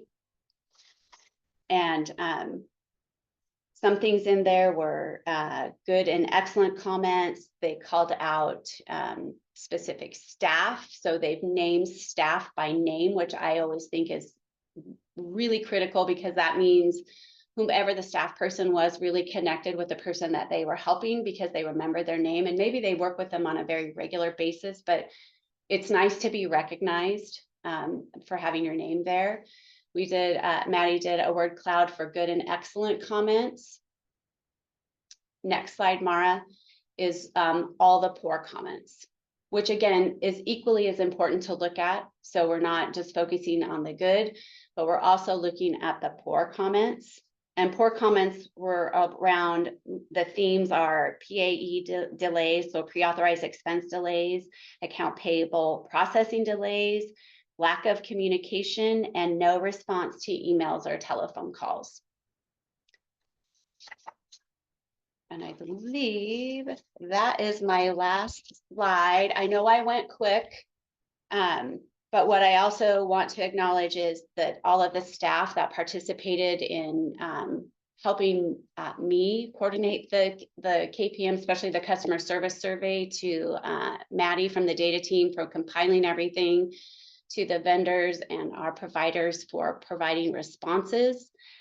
Our next steps with this is the specific comments that we received will be reviewed with the executive team, and we will be taking those comments and looking at, you know, ways to definitely improve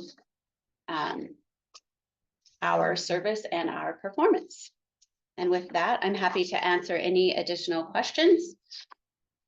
I have a question, more procedural. I noticed that you're asking for approval of the report, but to send to the legislature, but it's actually not listed as an action item. So do you need commission approval in terms of voting, or what? Because we didn't notice it as an action item, so I'm not sure we can vote on it. So I don't know where that puts us. Maybe Director Campy can. answer that. I did not realize that it wasn't listed as an action item, so that's an error on my part for not putting it in front of you all as an action item. We do need to send it to the legislature. The due date is early October. I think it would be helpful if we even just had a sense from the commission about how you would vote on it, so that we have direction, even if it's not an official vote. That's helpful. And I'm sorry, I didn't catch that either until yesterday, and I didn't say anything about it, so I'm sorry about that too. I should have noticed. Is there any feedback, any questions, any concerns from commissioners about the information contained in the report or the information that's been presented today? Commissioner Buckley. I'd like to give the agency the sense of encouragement to make sure the legislature receives this information. It's not great information, but part of the deal is we have to be transparent and we have to be consistent with our communication. Thank you. Commissioner Mandelberg. I think we have to send in the information that we have. I mean, it's accurate. Seems like the assessment was correctly done. I'm concerned about the content of the feedback. I think that we have a lot of work to do, and I think the agency has a lot of work to do, and I think we need to get on it and do it. And I understand that,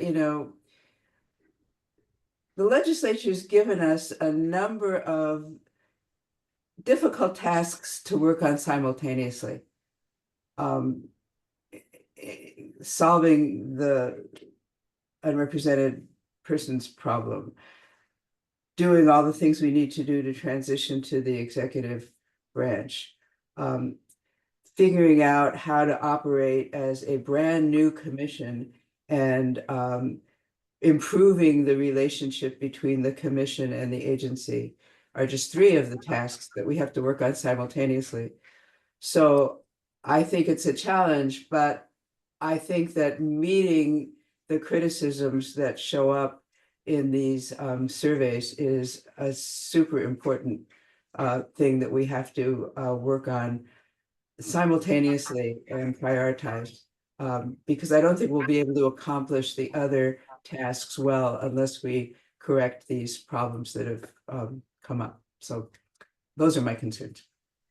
Thank you. Also, we're having to do a complete service delivery model shift, also on top of everything else. But I agree, this information needs to go to the legislature. I think similar to Commissioner Mandelberg's feedback, the information contained in the report about factors affecting survey responses, I think is very helpful to provide some context to the legislature about what has been happening. But certainly we have a lot of room for improvement. And I will just say, I mean, I've said this publicly, I've said this privately in meetings to the agency.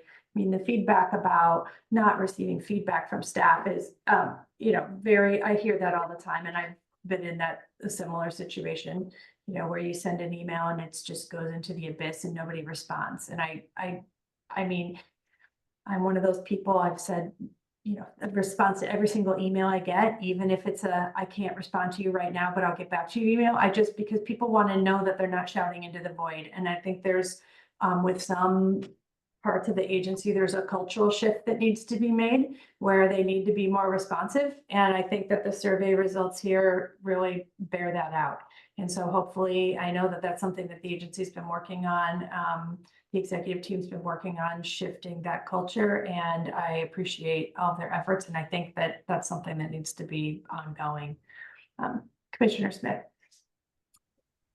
I also want to sort of echo Peter's sentiments that continuing to be transparent, even when the results are difficult to be transparent, is really important. And I think in building the trust that we're working on rebuilding, I just wanted, to the extent that it's possible based on the timelines I'm hearing, offer the services of the legislative subcommittee that has a meeting coming up on October 4th, which I think is going to be a tight turnaround, but to the extent that a review and sort of approval there or a closer look there when there's more time is helpful.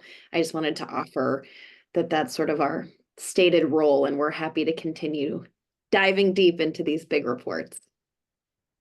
Yeah, I know that this came up kind of quickly, but just for sort of future, the idea is that all reports that need to go to the legislature first should go to the legislative subcommittee for review, and then the legislative subcommittee with the agency can present them to the commission for full approval. That's a better way for the agency to get feedback and have more substantive feedback than in a big public meeting right before the report's due. All right. Thank you very much for all of your hard work. And we really, really appreciate it and appreciate the work that was done in compiling the survey results and presenting it to us as well. Chair Nash, without Yes. doing a motion because it's not an action item, could we at least do a roll call for commissioners as to whether or not we should send the report to the legislature at this time to give the agency some direction, even though it's not an action item? Well, no, I don't think we should do Okay. that because I think that's still a sort of an action item matter if we do a roll call. So why don't we do it this way? Are there any commissioners who object to sending the report as it is to the legislature? All right. The answer is no. There are no objections. So I would say Thank send you. it back to the, yeah, that's I think a better way to do that. All right.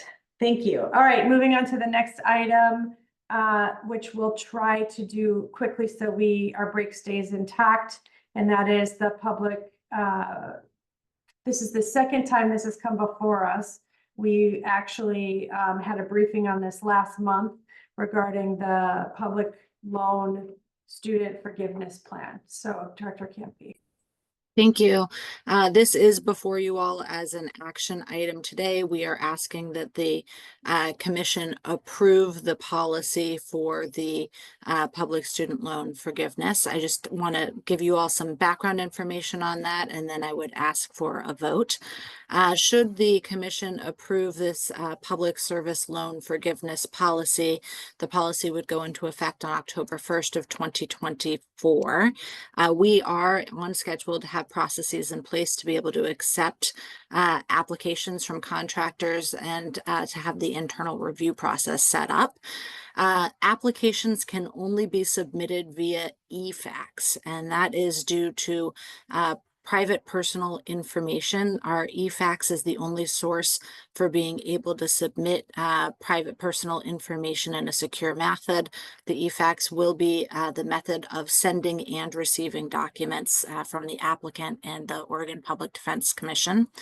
A secure Teams channel has been set up for the public service loan forgiveness as a workspace for us to create applicant folders, review applications, have a tracker to track the statuses, and for public service loan forgiveness staff to communicate. Only the staff that's working on this program would have access to the Teams channel. Our internal staff have a process manual for all of the steps and process for how to review an application once one's submitted and to determine and once a determination is made, how to communicate back to the applicant based on that decision. Our approval letters will be signed and sent to the applicant via that eFax.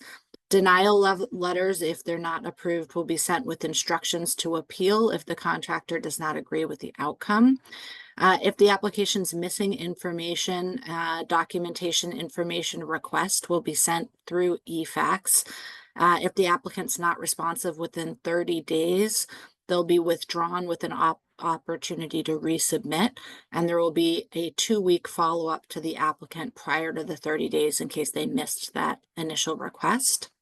We will have available on our website the policy, the fillable public service loan forgiveness certification for contractors, instructions for how to submit the application and complete the required documents for review. Our manual will have a reference to that policy and the eligibility requirements. And the eFax number will also be up on the website. We are expecting our turnaround time for review to be 30 days, and that is stated in the policy. If the commissioners have questions, I'm happy to try to field them. Otherwise, we are asking the commission to vote on approving this policy so that we can implement it starting in October. Are there any questions or concerns that any commissioners have? All right, I'll entertain a motion to approve the policy as presented to us. So moved. And a second? I'll second. Okay, roll call vote. Commissioner Smith, Yes. Commissioner Nash, Yes. Commissioner Parrish Taylor, Yes. Commissioner Buckley, Yes. Commissioner Solander, Yes. Commissioner Harris, Yes. Commissioner Manderberg, Yes. Commissioner Leininger. Yes. Thank you. Motion passed. All right, thank you. And I need to apologize to people about the break situation. I didn't realize, it didn't register anyway this morning, that we have a guest at 11:30. So I want to ask people what they would like to do. Do we want to take a 5-minute break, or do we want to have our guest give their presentation and then take a break that's longer? Yes. Okay. The second So one. and it looks like we've got our guest here, so why don't we start? And as far as I'm concerned, if you need to take a break, I would never hold anyone away from a break when they've been in a meeting all day. So Are you, would I'm you fine. be, would you be okay if we started yours at 11:35 and went to? I've been working on other things while I've been listening to you. I can work on some things for 5 Perfect. minutes. It'd be Thank easy. you very much for your accommodation. So let's do that. Let's take a break now. We'll take a 10-minute break and we'll be back at 11:35.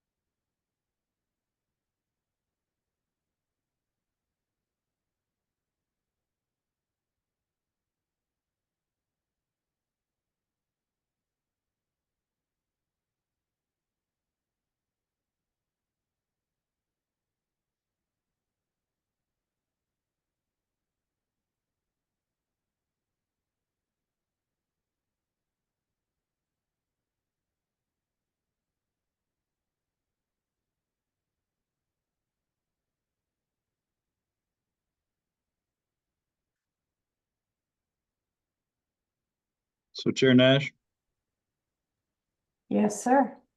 my day job calls me to leave in about 15 minutes. So Okay. I gotta go then. Thank you. Well, thanks for letting me know and thanks for being here. We really appreciate it. Good conversation. Thank you. And I'll see you Friday. Yep. All right, I believe we are back from our break. It is 11:35 and we are going to have a briefing from Lane County presiding judge, Judge McAlpin, about the situation in Lane County. Good morning. Thank you for the invitation. My name is Jay McAlpin. I'm the presiding judge of the 2nd Judicial District, more commonly known as the Lane County Circuit Court. We are 15 judges and about 100 staff members. Our district is about 4,500 square miles, roughly rectangular, with people living on the Pacific Coast, and then people living in the foothills of the Cascade Mountain Range, with a kind of mid-sized urban area in the middle. We have about 30,000 filings total per year. We're back up to pre-COVID levels on filings. And criminal filings dipped during COVID and are working their way back up, potentially getting closer to pre-COVID levels. We had 2,400 total criminal filings last year, and this year so far we're at 2,600. So we're already surpassed our total for last year so far this year. Our criminal justice and criminal defense partners are the Lane County District Attorney's Office, with about 24 attorneys, Public Defender Services of Lane County with about 33 attorneys, a consortium of about 9 attorneys, and then a juvenile consortium of 7 to 8 attorneys. My understanding of why I'm here is to talk a little bit about what the unrepresented crisis looks like in Lane County, and then what our case management system is for criminal law. So if Crystal would move to the next slide, I want to tell you that our current crisis and our crisis throughout the crisis has really been reduced, or has been limited to a small number of unrepresented defendants. We have not had the huge numbers that similar sized counties or districts have had around the state. We currently have nobody in custody who, as of yesterday, who doesn't have an attorney. We've had one bet shirt release in the year since Judge McShane issued his order. And frankly, we had that release because that case came in while I was on my one vacation for the year. And we learned that we can't have a system that's so reliant on individuals. And we've worked to kind of spread that work around again, so we don't have that problem again. My personal view of why we haven't had the same crisis is, number one, that Lane County's public defense providers have managed their workloads and the resources the legislature gave them to maximize representation. They have spread their availability throughout the entire year. They have coordinated between the Public Defender's Office and the consortium to relieve each other when they were under stress and getting too many cases. And they've communicated with the court when things were coming up. And so we've had little bits of small numbers of unrepresented people that we've been able to manage as a community, as opposed to huge numbers that have pushed us further and further down. One thing that we have had no control over was that coming out of the pandemic, the Lane County District Attorney's Office was understaffed and had for a while a no-file list. And so we didn't have the same number of filings that we'd had pre-pandemic, and that certainly helped us absorb the crisis. They are back now to their pre-COVID levels, And filings have increased. As I said, we have more filings so far this year than we had all of last year. And particularly misdemeanor filings have increased 350% over last year. And so there is more work, and that's something that we're keeping an eye on to make sure that we don't get in over our heads. And then I think another piece that I can talk about is that Lane County's criminal case management system is simple and effective. We provide 3 certain dates for all criminal cases, an arraignment date, a pretrial conference date, and a trial date. Any additional appearances are either at the request or necessitated by the parties. And so the court tries to minimize the number of times we touch each file, but maximize the value of each contact. And if we can move to the next slide, I can show that a little bit better. So all criminal cases start at arraignment, where we appoint attorneys for people who are qualified and give them a follow-up court date. For most criminal cases, that follow-up court date's what we call 35-day call. It is, as it sounds like, 35 days after arraignment, and we're back to doing that. We'd kind of expanded it that time period during COVID and then after COVID, but we're back trying to get things done within that first 35 days. And that 35-day call is heard every Monday, Wednesday, and Thursday at 2:30. So every criminal case that's not diversion eligible gets that date. The other exception is murder cases, but that statistically doesn't have an impact. There are some cases where the DA's office makes a diversion offer at arraignment. That's set back on the arraignment docket in 2 weeks to either accept or reject that offer. And if it's accepted, the party enters into diversion and sentencing set back on the arraignment docket in 6 months. If someone is diversion eligible and the DA's office lets the court know at arraignment whether someone's diversion eligible or not, it gets sent to the Dewey diversion docket, which is every Friday, about 30 days after arraignment. Going back to the normative matter would be a 35-day call. We're a master calendar system, which makes us relatively unique in Oregon. Most courts are individual docketing, where a case is filed and it gets assigned to an individual judge. In Lane County, we have always been a master calendar system. So cases are not assigned to individual judges. They're assigned to a master calendar managed by the presiding judge. And so that's my job. And if it gets to the date of trial, neither the attorneys nor the judges know which judge is going to get which case. I dole and assign the trials out based on availability and what the case needs, and it is sent to the judge for the first time on the day of trial. And that's true for domestic relations, civil, or criminal cases. The downside of that, of course, is that our judges are not as intimately familiar with every aspect of every case, and don't have the same amount of time to dig into the details of every case. The benefit is that we can be more efficient with our resources. We very rarely have a situation in which a judge is not available to try a case.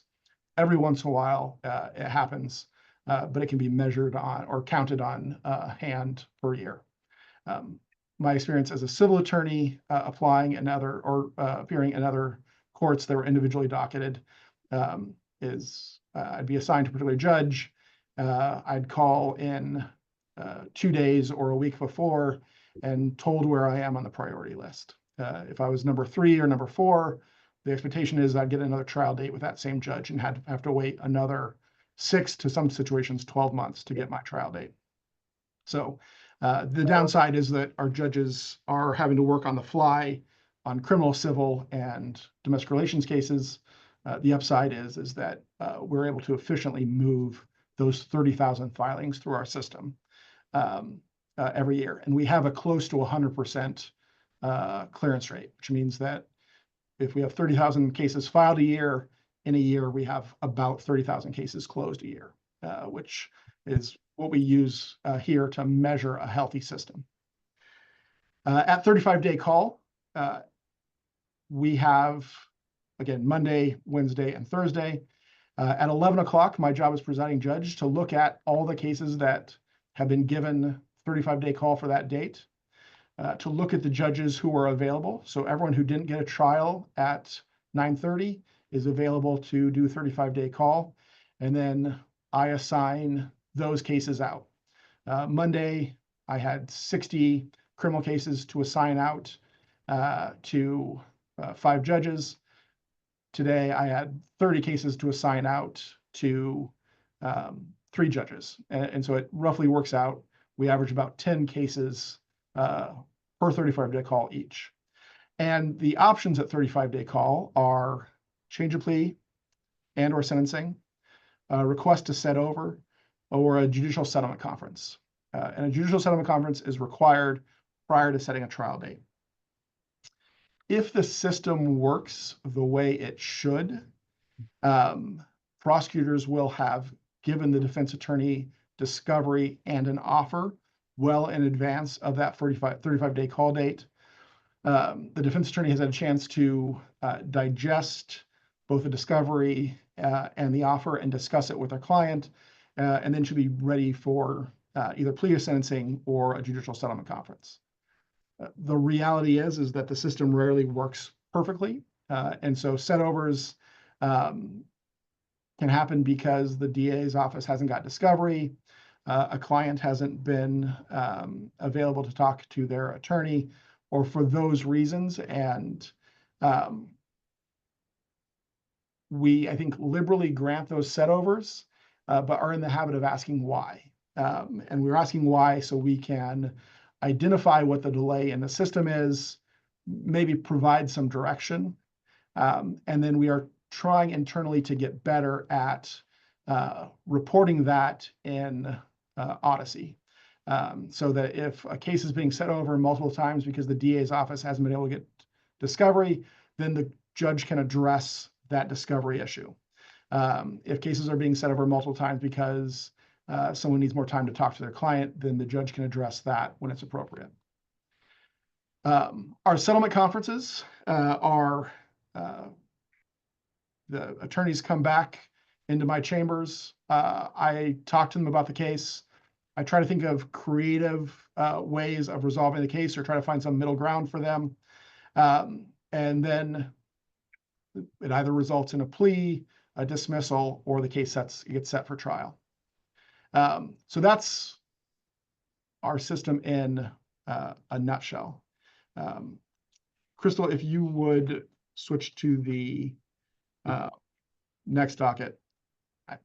I kind of showed you the big picture and then I talked about the smaller picture. This is just a more detailed example of what I explained, and the steps. The kind of the pinkish colors are initiating and resolving steps.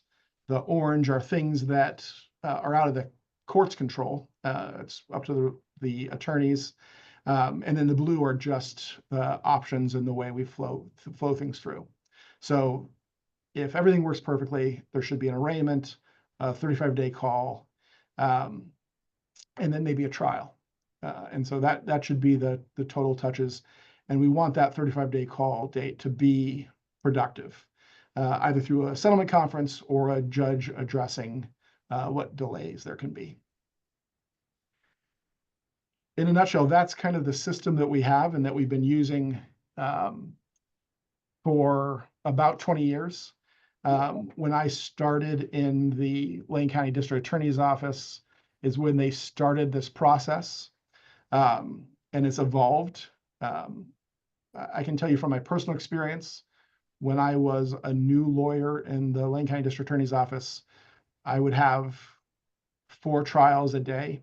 And my days were spent trying to negotiate those trials on the eve of their trial dates. 35-day call date when Judge Bearden required settlement conferences before trial dates being set. Overnight, my trial workload switched from 4 a day to 3 or 4 a month. And so I think attorneys who didn't experience that time before can be frustrated with this process. But from my real world lived experience, it made a huge difference, and it resolves a healthy number of our cases.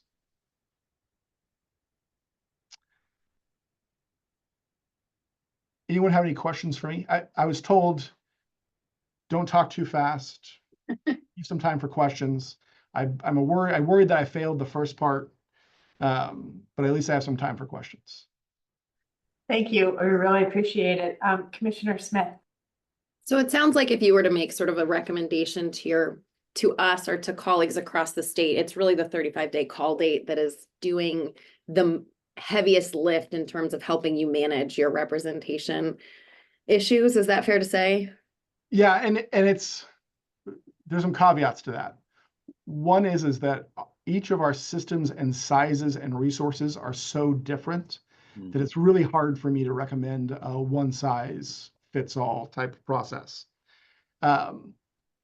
Also, I always try to be mindful of the fact that as much as I like to think I know everything, the DA's office should be the expert in managing what they file, and defense attorneys should be the experts in the resources and time they need to process cases. What the court can provide is an efficient system with settled dates and useful expectations, right? If I certainly have appeared as a civil attorney in courts that set up status check after status check after status check, and I would have rather poked my eyes out than to appear for another status check that did accomplish nothing. And so I think that you could have a 35-day call system, but unless you are asking those questions about why we need to do setovers, if you're not making yourself available to participate in productive settlement conferences, if you're not willing to take change of pleas and sentencings, even if it's getting to be a heavy workload, then the court's not doing its part of the job. And so that's what we can provide. We try to provide a simple system that is effective, and we try to staff it with judges who are ready to do those things. Thank you. And thanks for taking the time to join us today. Yes, we appreciate it. I saw someone else's hand. I think Commissioner Buckley. No. You got covered. Thank you. Okay. Are there any other questions or comments? All right. Well, thank you very, very much. It was very helpful. And thank you for your follow-up answers to questions. And we really appreciate your time. Thank you for being accommodating with starting a little bit later.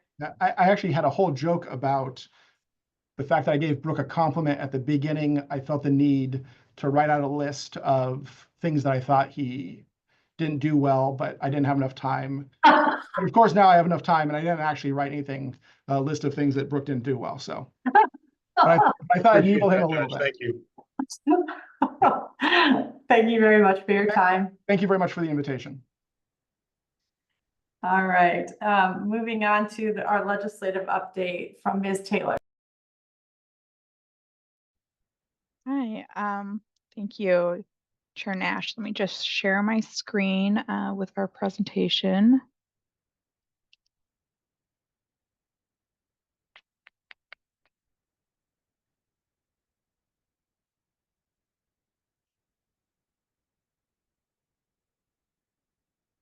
Okay.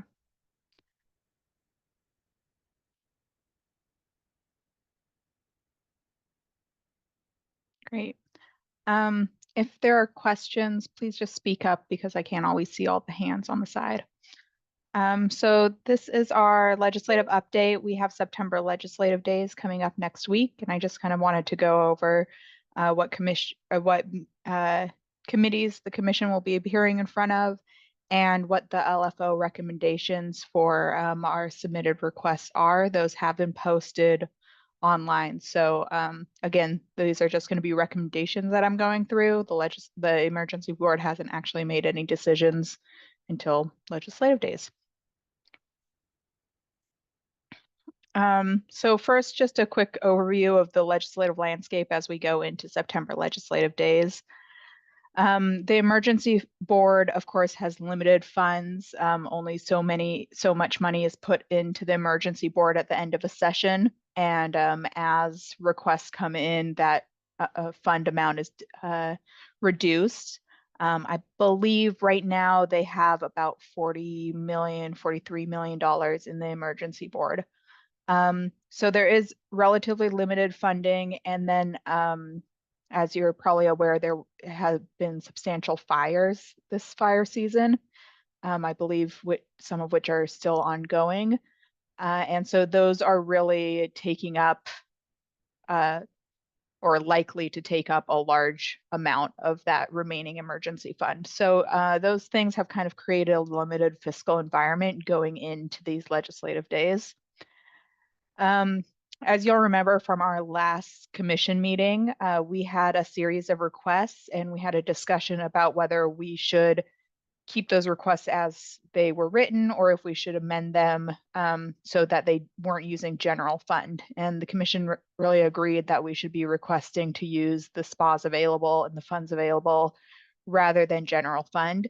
I think that was definitely the correct choice there. So our letters were submitted relying on the request that the emergency board no longer hold in reserve 5 million of the 6.2 million SPA that we have.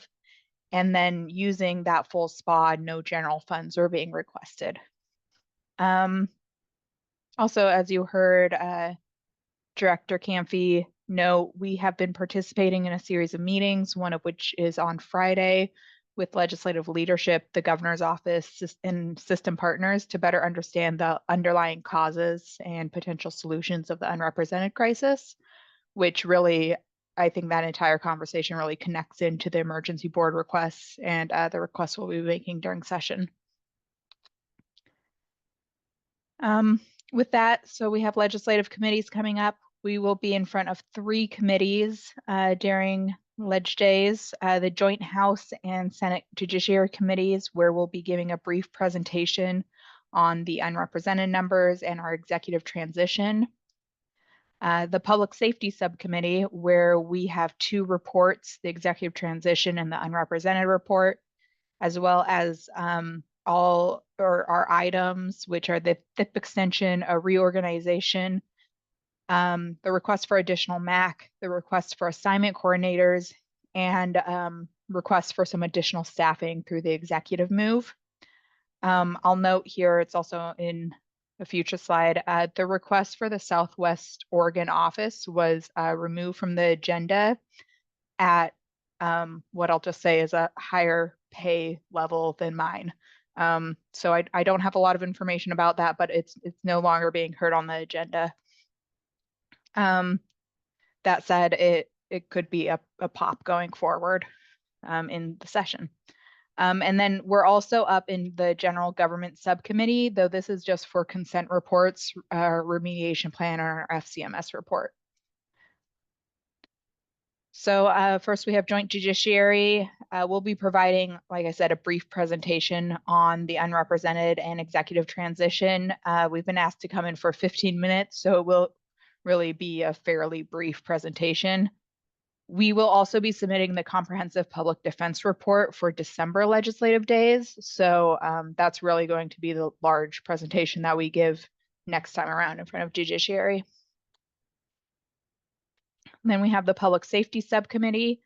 Like I said, we have 7 items before that committee. It's a very heavy agenda, so we're preparing an actual presentation for only the unrepresented persons items. Of course, we'll be up in front of them for every item, but we only have a presentation for the unrepresented persons report.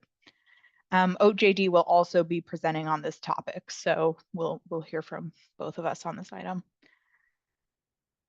And then this is just a chart about what our requests were and what the e-board recommendations are. Again, those recommendations have been posted on OLIS, and they are recommendations until actual actions taken by the emergency board. So for THIP, we were requesting that they acknowledge the report, release the reserve SPA, and then extend THIP through the biennium.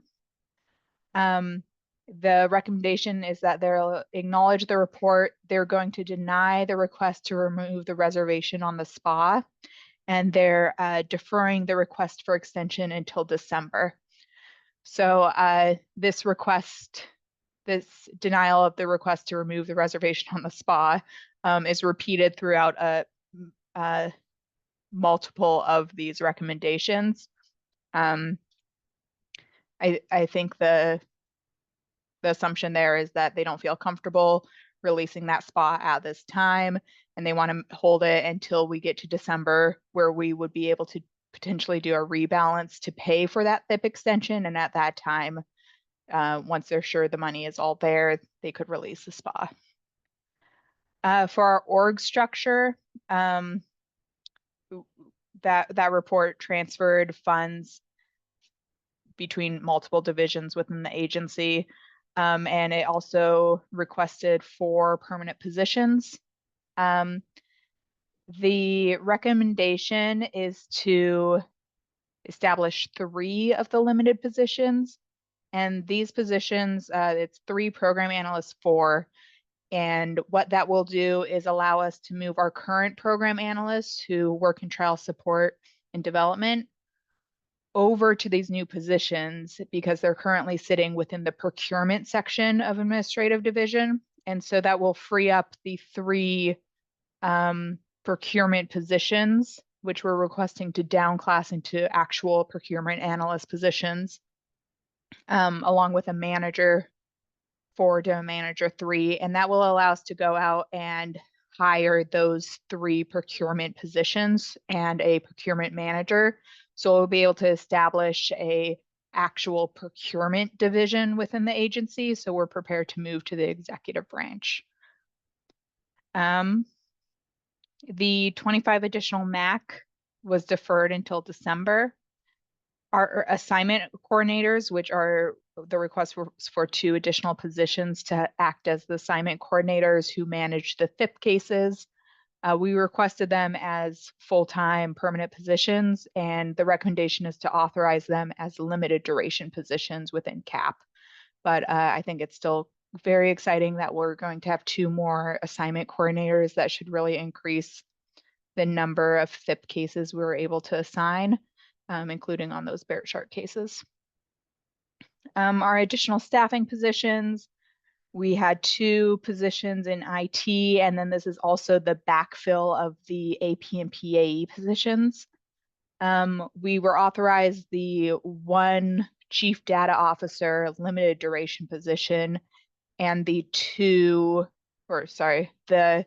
pre-authorized and AP limited duration positions were all authorized. Basically, we're just being told to self-fund all of those positions. And then, as I mentioned, the Southwest Trial Office is not on the agenda. So those are the current recommendations. As you can also see, all of them are self-funded. So they're giving us the position authority, but they're saying, based on your reports, you have the savings, so you can go fund them on your own. Are there any questions about these requests or recommendations? So just to put not a fine point on it, but maybe a very blunt point on it. All of the requests that we made that were in alignment with the governor's plan to reduce the unrepresented persons crisis, but for the 2 positions for the assignment coordinators, were not funded by the legislature.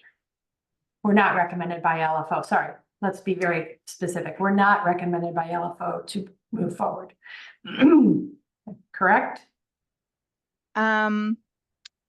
I think that is correct. The assignment coordinators were an important piece. And then I think the extension of THIP hasn't been denied. It's been deferred.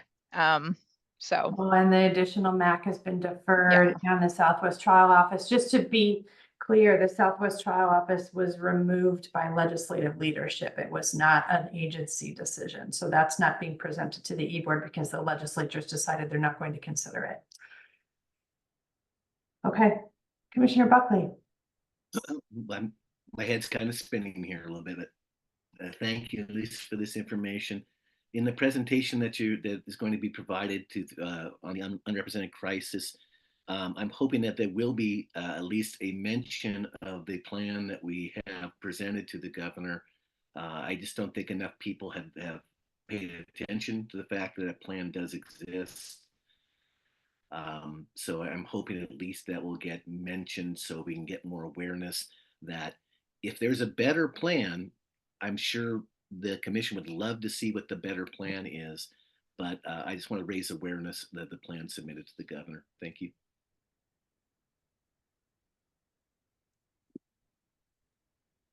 People have plans. They think are better plans. They're not better plans. And to summarize the plans, it's lawyers need to take more cases. That's the better plan. Not particularly helpful, not going to happen. But anyway, there you And go. it's also how we got in this mess. you know? Yes, ma'am. And concepts of plans aren't actual plans, just saying. Correct. Senator Prozanski. I just want to follow up with what Peter just said. I mean, the bottom line is if there are other plans, whoever's bringing those plans forward should step forward with their name on their plan and tell us what it is that's different and better than what we're working through as compared to same old, same old.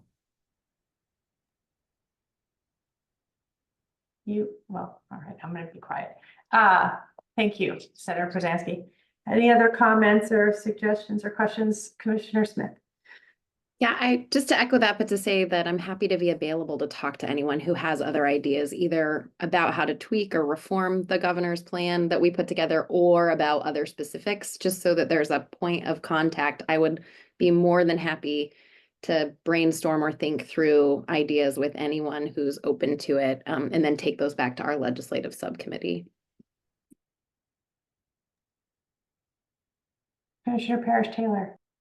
Yeah, without being snarky, I think this also underscores the need about, how can we be proactive with the legislature to really explain what's happening and how we're being responsive and what are our plans and, why this is the way forward. It's hard to, I can imagine it's hard to approve something if you don't fully understand how it works. Or at least I would think it would be hard to sign off on something if you don't fully understand how it works. And so I think that's incumbent upon us to do that work and have those conversations. Thank you. I will say, just for everyone's kind of knowledge about what's kind of the current landscape. So on the Friday before Labor Day weekend, there was a meeting. Commissioner Buckley was there. I was there. Ms. Taylor, Director Camphy, persons from the governor's office, persons from the legislature, Senator Prozanski, Representative Evans, Representative Krupp, Senator Solomon, various staff people, to have a discussion about the governor's plan, some questions that the legislature had, just general discussion about how to move forward to solve the unrepresented persons crisis. Out of that meeting, Representative Krupp suggested and volunteered really to drive over and have a longer meeting to kind of sit down and try to hash these things out. Also there were some suggestions made about who else should be at that meeting. Specifically that there wasn't anyone there from the provider community or the district attorney's office. And now there's going to be a follow-up 3-hour meeting on Friday in person in Salem that will include all of the people I already mentioned, plus district attorneys, providers. It's a large group of people to kind of do exactly what we're talking about. I will say my hope, also LFO was there. I did not mention that. what became apparent to me very quickly in the shorter, long meeting that we had was that there's a lot of communication issues. I was kind of astonished that I felt like we weren't even on the same page. I mean, we were saying the same words and using the same language, but it meant different things to different people. And there was just a general lack of understanding, and Senator Przansky can jump in and correct me about his impressions too. But it became really clear that we needed to have a much longer conversation, and really it was, I think, to be most productive, really starting from a place of common understanding would be helpful. And Commissioner Buckley did a really good job about both in that meeting and sending kind of a follow-up email saying, let's see if we can agree on some ground goals that we all are, or ground rules about where we are and where we need to move to. Communication to me seems like the key to be able to move forward.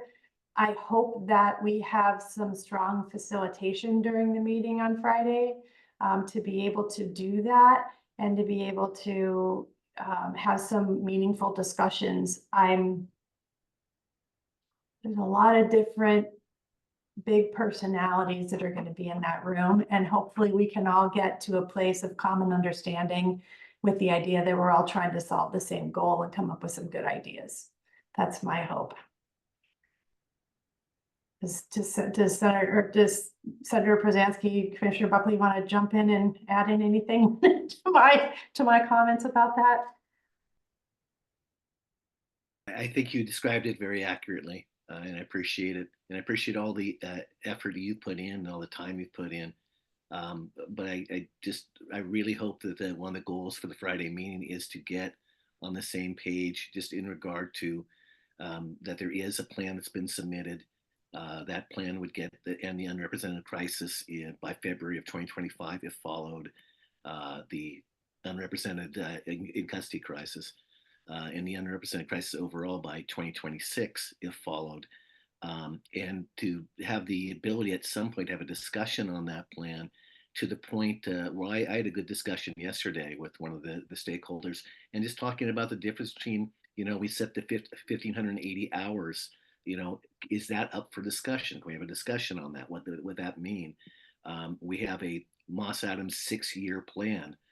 Does it need to be 6 years? Does it need to be longer? What can the state afford?